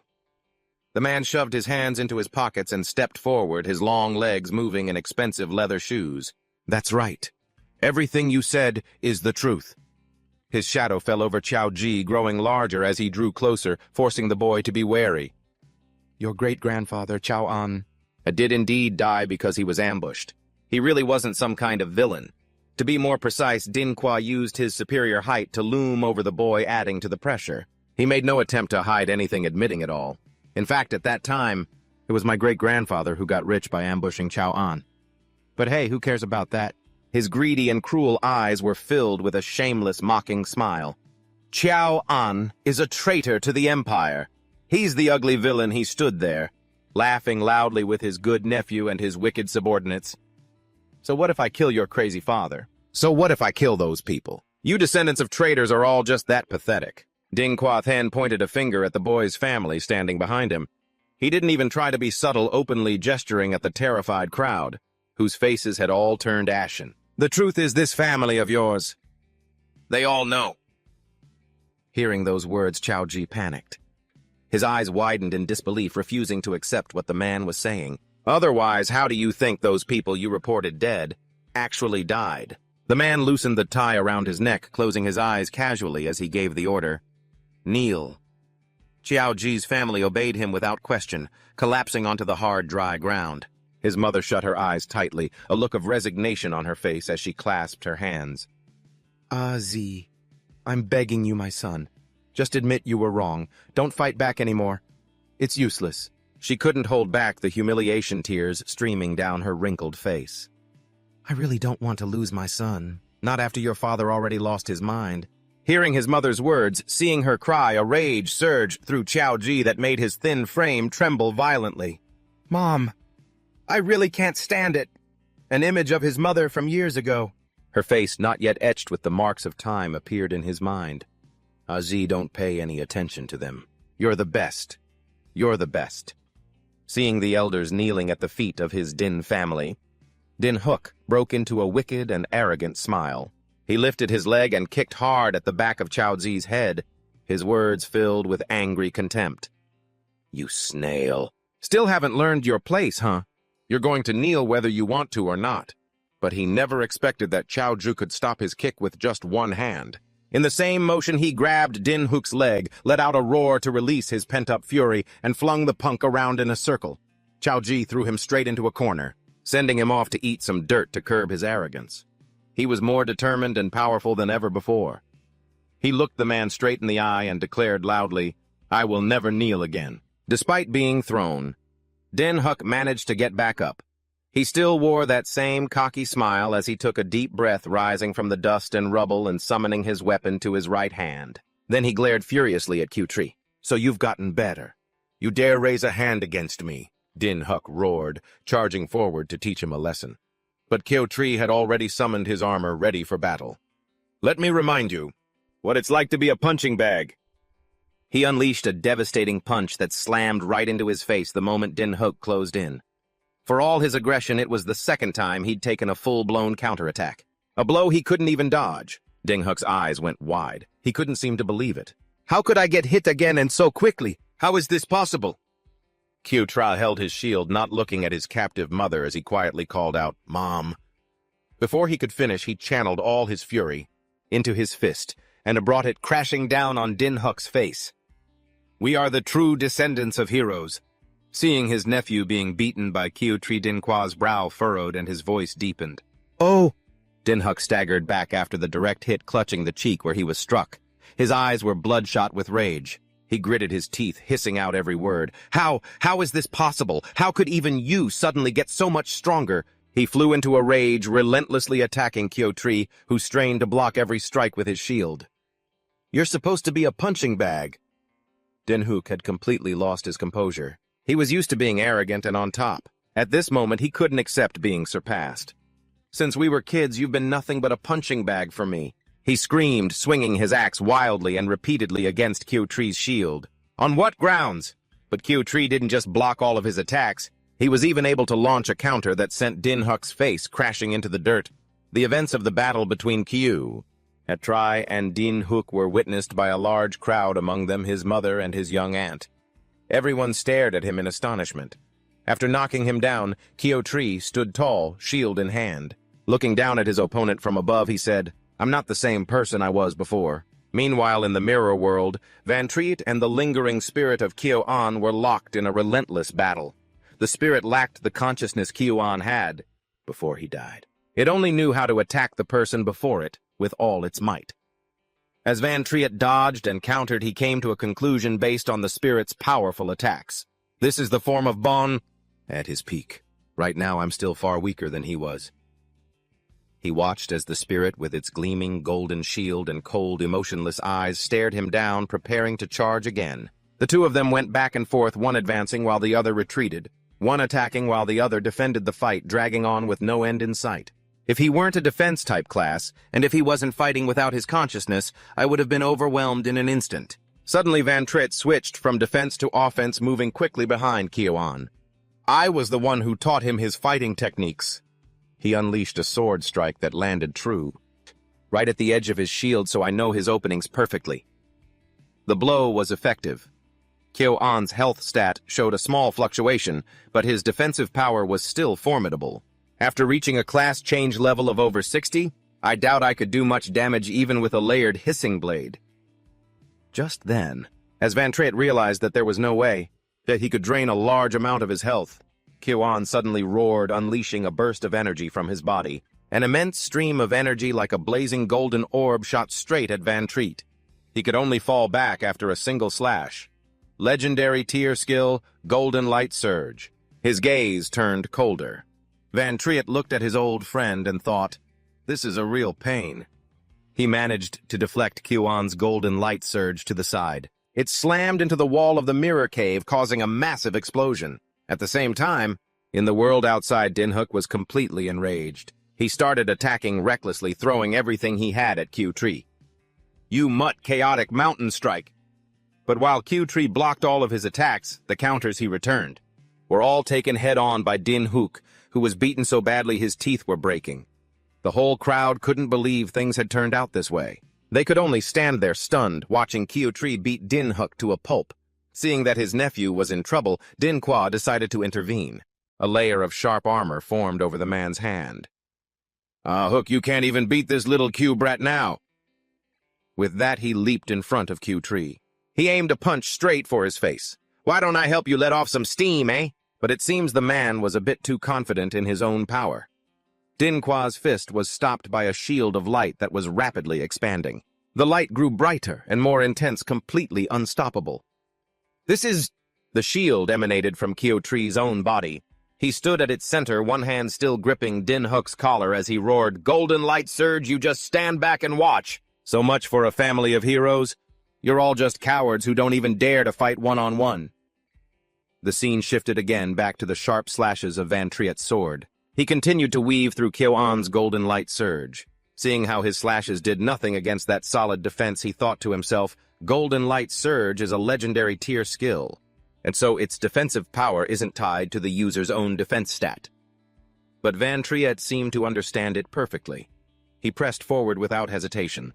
As long as it doesn't take a single hit that exceeds twice its maximum threshold, it can withstand at least 10 attacks. He continued to unleash a flurry of slashes. The two streams of purple and yellow light clashed, making the scene even more chaotic. But it's also a skill with a high energy cost. He noticed his slashes were starting. Even the slightest damage to that sturdy shield will drain its energy. At the same time, a thought passed through Van Tritt's mind. Dinquah could also easily break through Q-Tree's defensive shield. Once its energy is depleted, any attack accumulated 10 times will shatter it, you little bastard. So what if you have the Golden Light Shield? He was like a demon from hell. His blood-red eyes blazed and a cruel, smug smile spread across his face. That piece of trash Kyo-an used, I wouldn't even give it a second glance. Q-Tree grabbed Dinhook by the collar and pulled him up. He used him as a human shield and cursed back at the bully. If my great-grandfather were still here, yeah, you'd be on your knees begging for mercy. Having been thoroughly cursed out, Dinquah roared. The wave of energy forced Q-Tree to raise his shield as he was knocked back. He raised his hand, which had transformed into a claw. He stared straight at the boy and said, Relying on some loser who got himself killed in a low-level secret realm, huh? Dinquah stomped his foot and the ground beneath him immediately began to sink. Even if he came, the sinking spread with dizzying speed. A large area beneath his feet cracked and shattered. Gravity crush kneel. Q-Tree caught in the path of his gravity. Mole couldn't withstand the somewhat overwhelming power, and his entire body burst with blood from the pain. Seeing that he refused to kneel, Dinquah's eyes turned red as he materialized a mace and slowly advanced on Q-Tree. Oh, you're a tough one, aren't you? but let's see how you'll be standing after I chop off both of your legs." As he spoke, he raised the mace high above his head, about to bring it down viciously. But in that instant, Q-Tree's mother suddenly ran over and knelt at his feet, pleading, "Third Master, Q-Tree is still young and doesn't know any better. Please spare him." And Nue looked up. Her terrified, tear-streaked face looked at him. "I'm kneeling before you now. I'll do whatever you want." Dinqua paused his attack, glancing down with a scornful smirk at the miserable woman at his feet. "Oh, well then, how about this, you little brat?" Q-Tree bravely endured, his eyes and mouth already bleeding from the force of Dinqua's gravity. He still gritted his teeth, glaring defiantly at him. "If you don't kneel, I'll butcher your mother." The moment he finished speaking, the mace in Dinqua's hand changed targets, swinging towards Q-Tree's mother. Whatever. There are plenty of people to cut down anyway. Q-Tree screamed in horror, trying to stop Dinqua's barbaric act. Before he could finish his sentence, his mace had already slammed down. Dust and debris flew in all directions, obscuring the view. Q-Tree stood there, frozen, staring at the scene before him as if he couldn't believe what was happening. The cloud of dust was still thick, but a strong wind was gradually blowing it away. Faint sounds could be heard from within. Q-Tree's family was stunned. Even the men who had followed Dinqua and Dinghook in were a little surprised. So was Dinqua. He looked up, his eyes filled with disbelief, staring at his mace, which had been stopped by a black object. The spirit of Q-An had been brought into the real world. He stood gallantly shielding Nue. "You're Q-An." And Nue looked up, stammering, unable to form words, as she looked at the glowing figure before her. "Great ancestor."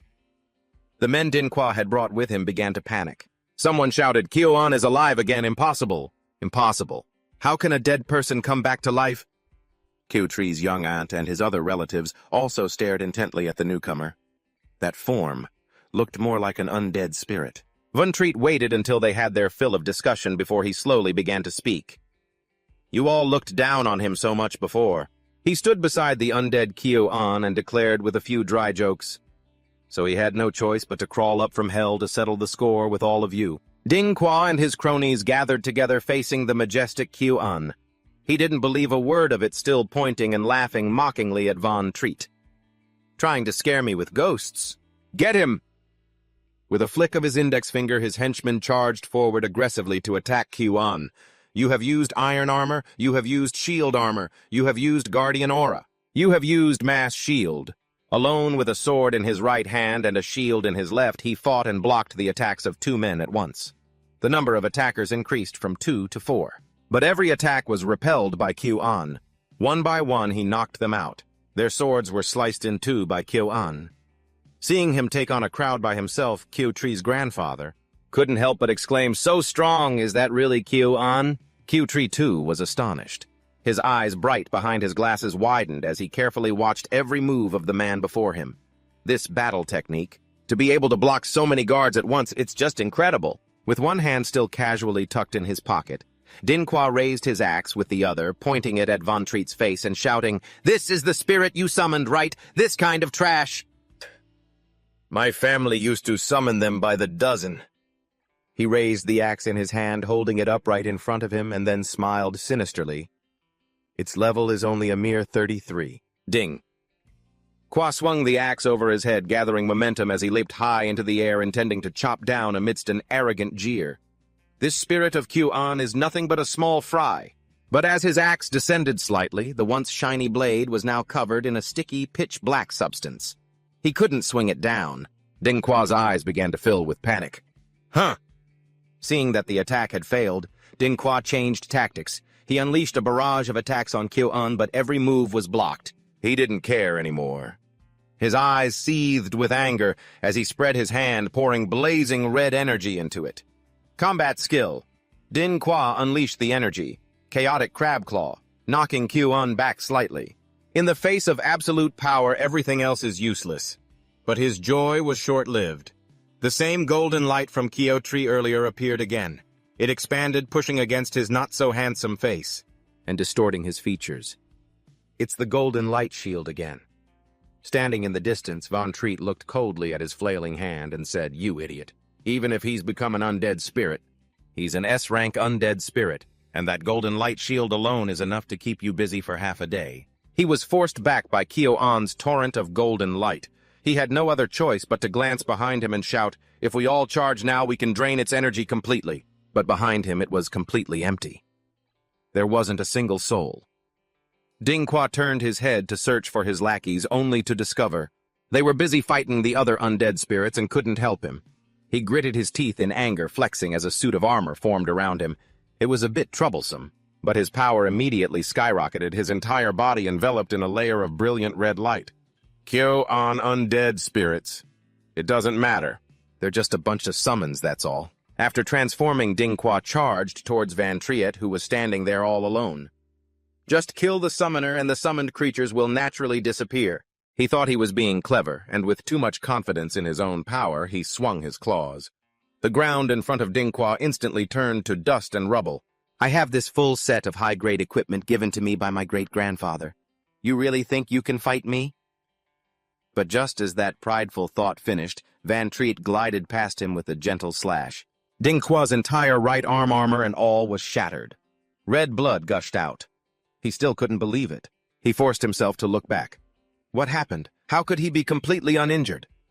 Dinghua flailed about wildly trying to fight for his life, but in a flash, Van Triet vanished again. He didn't know what to do. Panic was clear on his face and in his eyes. It disappeared. Van Triet, who had vanished from his sight, suddenly dove from the sky, plunging his sword straight into Dinghua's old back. He was completely unprepared for the surprise attack, and had no way to avoid it. He took the full brunt of that sword strike. Dinghua swung his arm using his own energy to fling Van Triet off his back, but at this moment, Kyo-an was running at full speed, closing in on him. Van Triet fell back. The moment he glanced over, he saw Kyo-an rushing forward. Bon, he got close enough.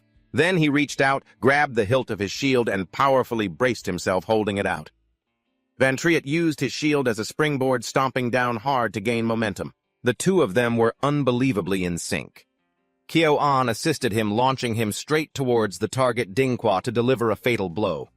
The cut slashed across him, and Dinghua's blood sprayed out continuously. He couldn't help but try to follow Van Triet's shadow, and then he cursed, "Damn it!" Van Triet's eyes were sharp. His sword once again raised high, his entire face filled with killing intent. 1, 2, 3, 4! Then countless sword strikes were unleashed, all of them precisely cutting into Dinghua's body. His arm was severed. He looked at his own arm in horror and roared, his eyes shot with blood. "My arm!" Dinghua turned his head, searching for help from the men he'd brought, his voice still haughty as he commanded, "Damn it, healer, heal me!" But what answered him was the murderous gaze of Van Triet, who glided right behind him, appearing so suddenly like a phantom that Dinghua's words stopped in his throat. His reaction was still fast enough to increase the gravity around himself, but unfortunately Van Triet instantly vanished again. "Get out!" He used the mirror world to safely transfer to another location and landed gently. Van Triet paid him a little mind a sneer, appearing in his eyes as he looked towards Dinghua and asked, "Well then, are you scared yet?" The man's face was pale, maybe from fear, maybe from too much blood loss. He screamed, "Healer, why aren't you healing me already?" But when he turned his head to look, the healer he'd brought along had been gifted a stab straight through the chest by Van Triet's undead spirit. All the men Dinghua had brought here to surround and capture Van Triet and Kyo-tri were lying on the ground. Not a single one had survived the undead spirits. From some point, Van Triet was standing tall within the green mist created by the spirits. "You still think my undead have the same power as when they were in your house?" The system panel displayed information about inversion at the same time. The green shadow of the evil Chong clung to Kyo-an's back. Van Triet kindly continued to explain, "Evil Chong possession. Inversion. Attack power plus 30%, defense power plus 30%. It deals continuous damage to surrounding enemy units. Under the enhancement of a legendary grade skill, they are far beyond what the guards dropped from the vagrant Lord Dinghua could possibly handle." Dinghua looked up at Van Triet, and the aura of light he was creating, his expression growing more tense. Realizing he couldn't fight Van Triet's group alone, he immediately turned and ran for his life. "Damn it, run!" But as soon as he turned his head, the escape route behind him was quickly blocked by Kyo-an's shield. He switched to another direction, but the shield slammed down hard on the ground, blocking that path too. One-armed Dinghua fell into a panic, his face covered in sweat. From above, countless of Kyo-on's weapons rained down from the sky, sealing off his escape and trapping him inside a relatively spacious cage. Van Triet let him panic for a while before appearing. He held his sword and approached slowly, step by step. The exclusive skill of the Sword Guard class sword and shield absolute formation. Dinghua turned around. Trapped, but still acting tough, he looked at Van Triet. No one below S rank can get out of this. You can try. He had been forced into this corner. He had nothing left to lose. Dinghua raised a dark red object with a strange sigil into the air. Don't come any closer. He clutched it tightly in his hand, his tone still aggressive as he threatened Van Triet. In my hand is a void bomb. Van Triet stood there, his eyes cold, staring at the little act the man was trying to put on. This is an S-rank item my father gave me. If it explodes based on the amount of health a person of your level has, you'll die for sure. He stopped walking, letting Kyo-on slowly advance in his place amidst the challenge. Then set it off.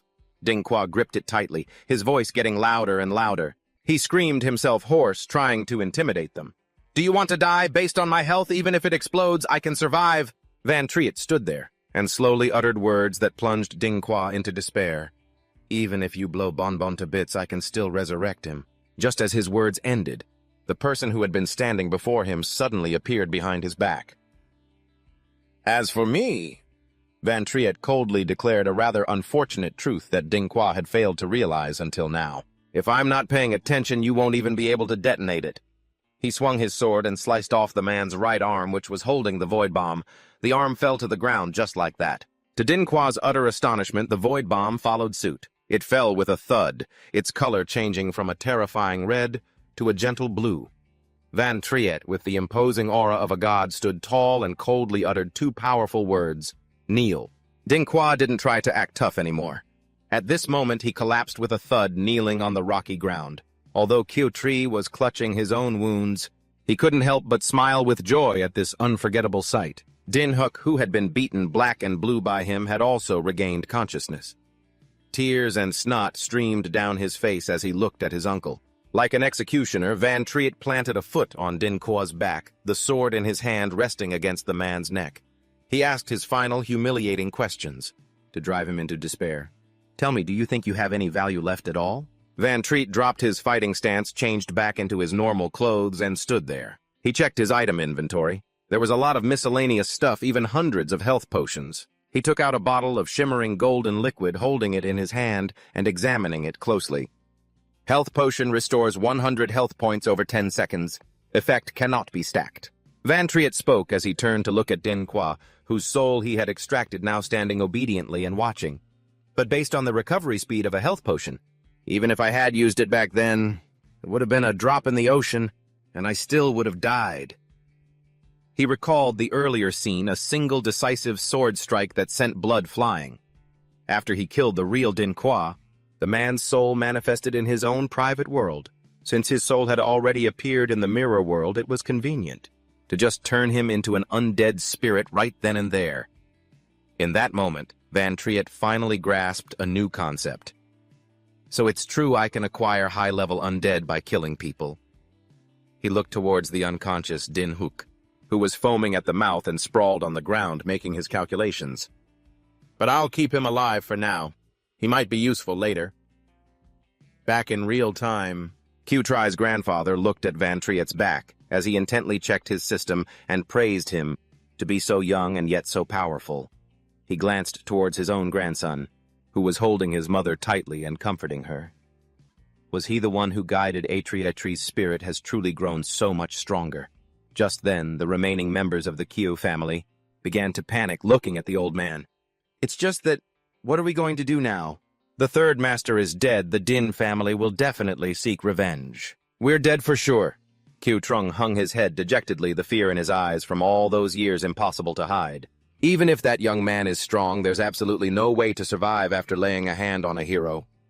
The terrifying image of the one hailed as a hero still lingered in his mind. The hero who could kill my grandfather 15 years ago would only be stronger now. Although Van Triet was standing quite a distance away, he could still hear all their lamentations. That's right. If what happened here gets out, I won't have much time left to level up and get stronger. He also recalled the tall figure and terrifying gaze of that man. I need to level up quickly to be strong enough to deal with that Din Cone. As Van Treat was thinking, the system suddenly displayed a new notification. Level up. I leveled up by myself. He shifted his gaze to the group of undead, and still fighting enthusiastically nearby, and thought to himself, looks like sending these undead out to farm mobs was pretty effective. The crowd of green-skinned, bony zombies armed with swords blades or three-pronged, as spears charged at the remaining rogue-type mobs. Based on the current level and equipment of the undead, they could completely dominate this area. The group of undead stood in formation. As they swept past, a field of mobs fell to the ground. It's just that this dungeon is no longer enough to support my rapid leveling. Van Triet's thoughts shifted to Kyo-an, who was standing on a cliff. That's why I sent them away. There was a more important reason. He looked down below where a large monster was covered in chains. To find this dungeon's lord, Kyo-an, without a hint of hesitation, took his shield and leaped straight down from above. Unlike the rogue lord, this hidden boss, he just slammed his shield directly into the monster's head. The dungeon lord is the core of the entire dungeon. As long as you kill it, the entire dungeon will be considered conquered. At that point, the dungeon will naturally disappear. He continued to piece together the information he had, recalling the tightly controlled entrance. He thought the entrance to this dungeon was guarded by the teachers before. When the Kyo family was brought into the dungeon by Third Master Dean, they must have been seen. A hypothesis formed in his mind. The scene of the Kyo family members walking out will attract attention. If the Kyo family leaves alone now, they'll definitely be suspected. He planned a chaotic event that would throw everyone around the dungeon into confusion. The only way is to conquer the dungeon directly and make it disappear. Only then can the Kyo family escape during the chaos. At that moment, Kyo-an had just finished dealing with this dungeon's hidden boss. This way, the Din family will have no way to confirm the death of Third Master Dean. That should buy me some time. You have leveled up +1. You have defeated the dungeon lord, completing the dungeon conquest. The Kyo family member, still inside the dungeon, saw the space changing and looked at each other in confusion. The dungeon is starting to disappear. At that moment, Van Treat had his hands in his jacket pockets. He walked towards them and said in a concise tone, I've killed the dungeon lord. The disappearance of the secret realm will cause chaos. With Third Elder Ding missing, the Ding family won't be able to react quickly. He walks past them, glancing back once. Then he continues explaining the rest of the plan for after everyone uses the chaos to get out of here. You'll be safe for a short while. His eyes lower, becoming as cold as ice, sharp and threatening as he looks at the others. But if you're really investigated and pressured, Yunche's next words stun everyone in the Chow family, young and old. Then just put all the blame on me. He pulls his hand from his pocket as the secret realm rapidly disappears piece by piece. He calls up his system panel and summons an undead as a series of system notifications pop up again. Information is continuously updated. Mirror World. Skill description. Reversal can invert all things. Skill level. You have killed the Secret Realm Lord, the Giant-Eyed Demon. You have obtained the Secret Realm Core. It has been converted into a Mirror World element. Mirror World skill EXP plus 5,000.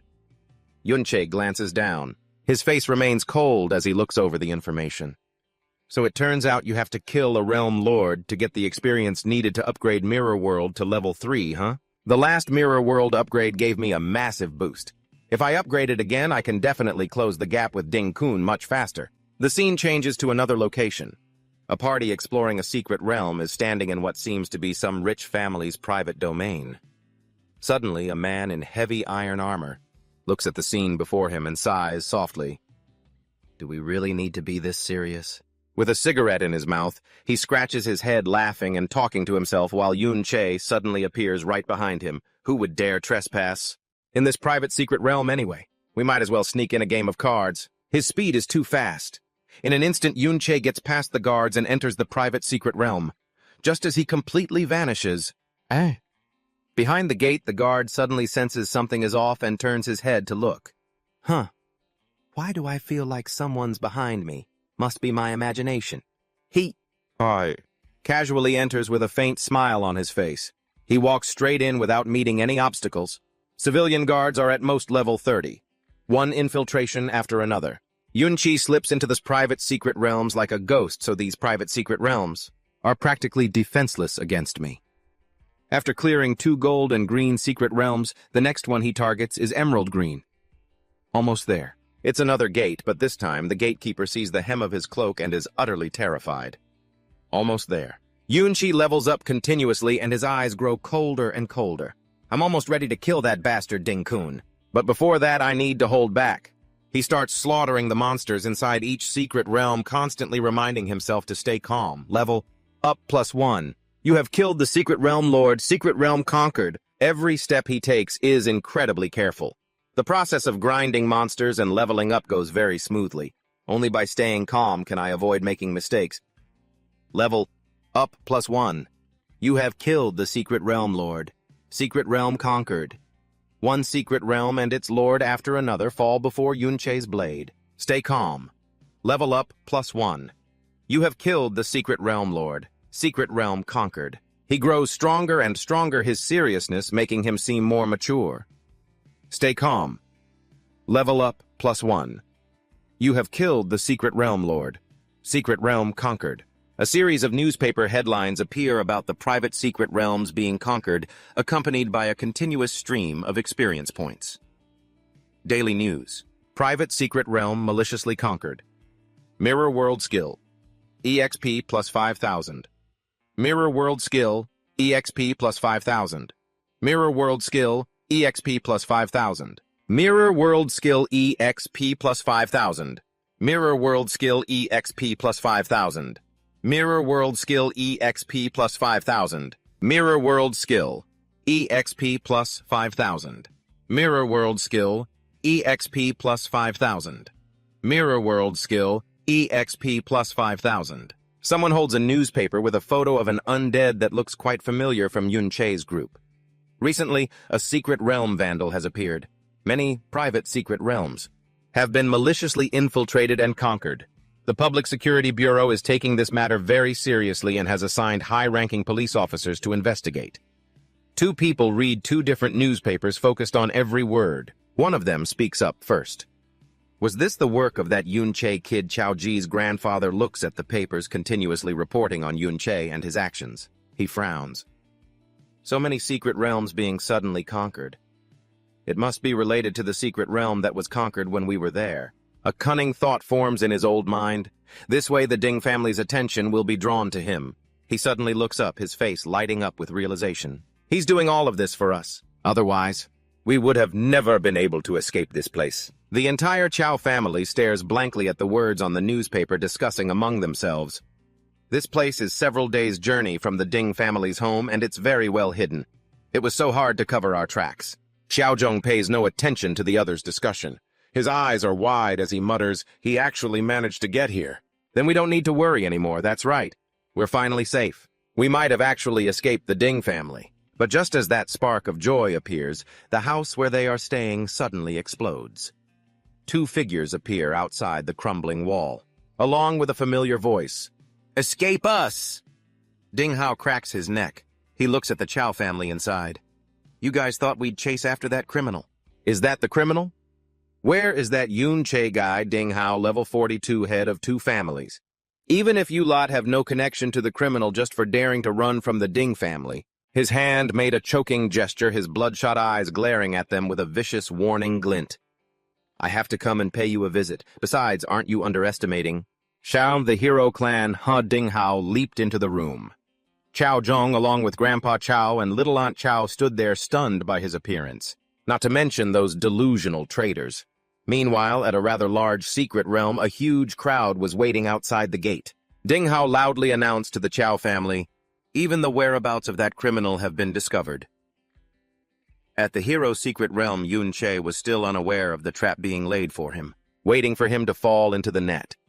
He calmly finished leveling up, then majestically declared, Ding-kun, I'm coming for you. At the entrance of a private secret realm, a large crowd waited to enter.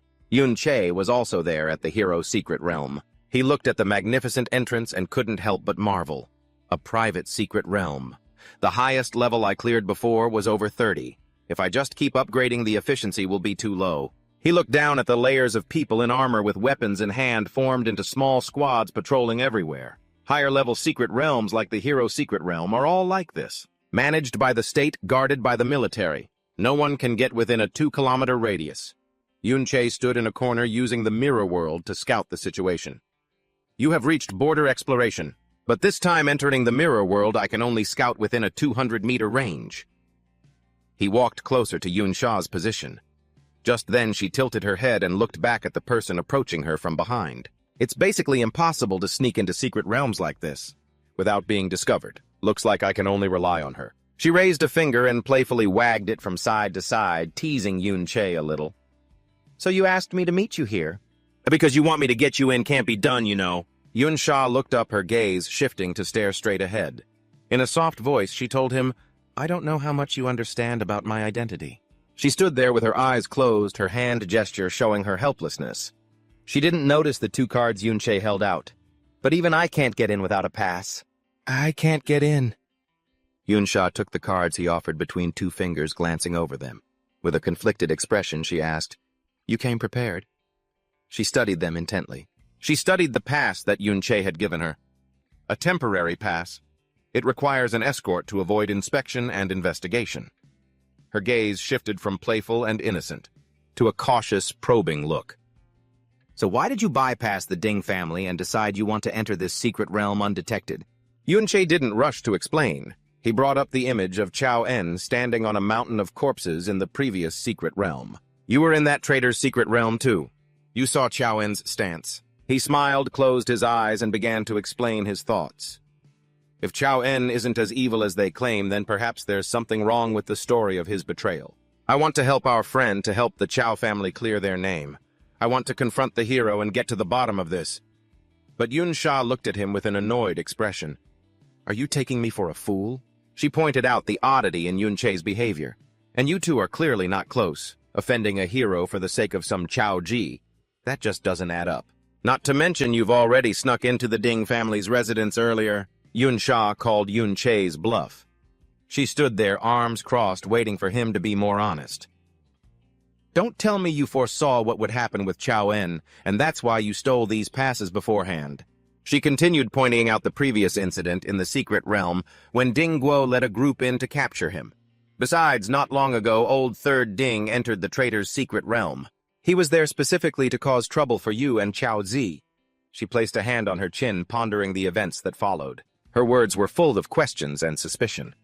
But then he went missing and he still hasn't been found. Yun-Sha's eyes stared intently at Yun-Che, scrutinizing his every expression. This clearly doesn't look like you're just trying to confront a hero.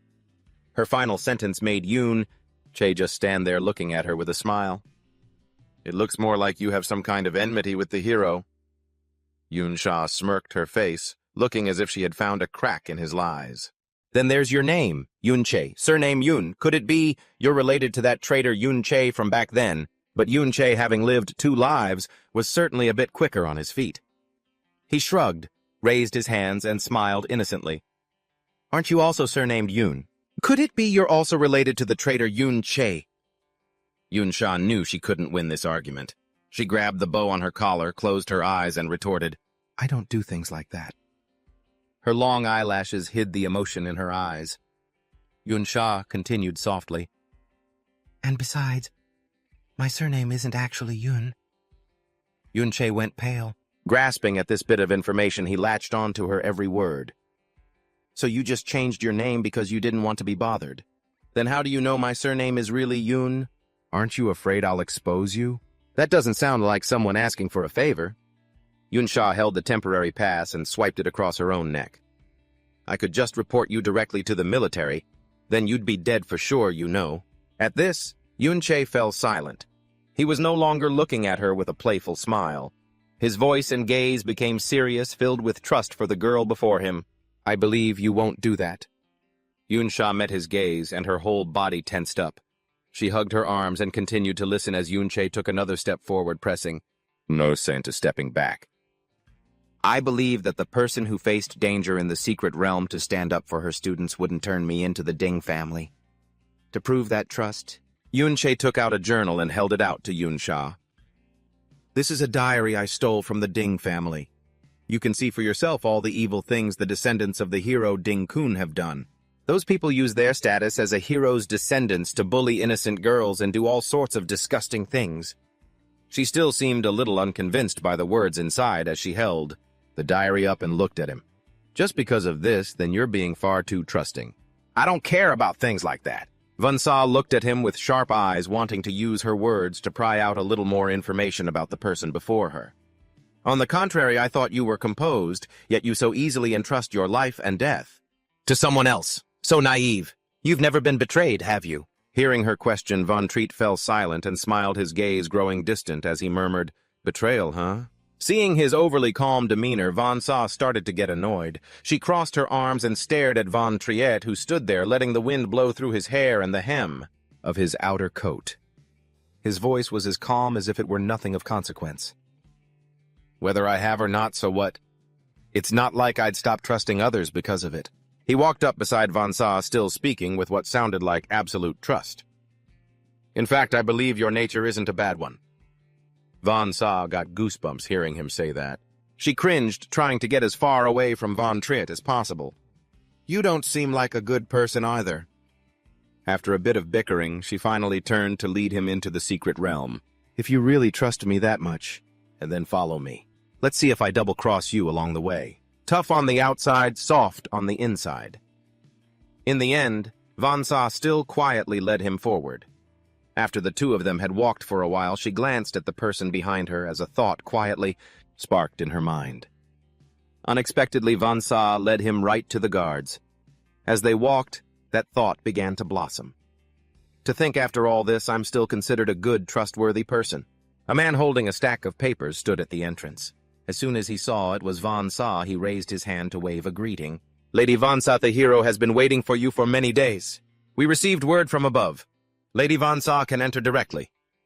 He stared wide-eyed at the two of them, then asked her with a strange expression, But why aren't you with the old master Ding Dang? The old master just entered the secret realm. His attention shifted to the cloaked person following Von Sa. He asked curiously, Is that cloaked person your guard? It's not that I doubt you, but when the old master entered, he did mention that the household's travel passes were temporarily stolen, so we have to be extremely careful. Von Sa pointed at the guard, her voice teasing, and her eyes narrowed slightly, which made him panic. Not doubting me, huh? Then what do you call this, an interrogation? Of course not, he hurriedly explained himself. We don't doubt you, my lady. It's mainly because we received a security alert. A malicious criminal who attacked a secret realm was recently spotted heading toward the hero's secret realm. Von Sa smiled and glanced at Von Treat, who was huddled inside his tightly hooded cloak. The worried guard tried to explain further. Von Sa playfully turned her head to tease Von Treat. We're also doing this for your safety, just following the rules. If your guard has been replaced, they insist on investigating that person. She ran over to him, slung an arm forcefully around his neck, and laughed playfully. Oh well, just let them check. But a second later, she lifted his chin, tilting his face up slightly. Her sharp gaze fell on the guard. So you think I wouldn't recognize my own, guard? Her cold tone, carrying a hidden meaning, startled the group of guards.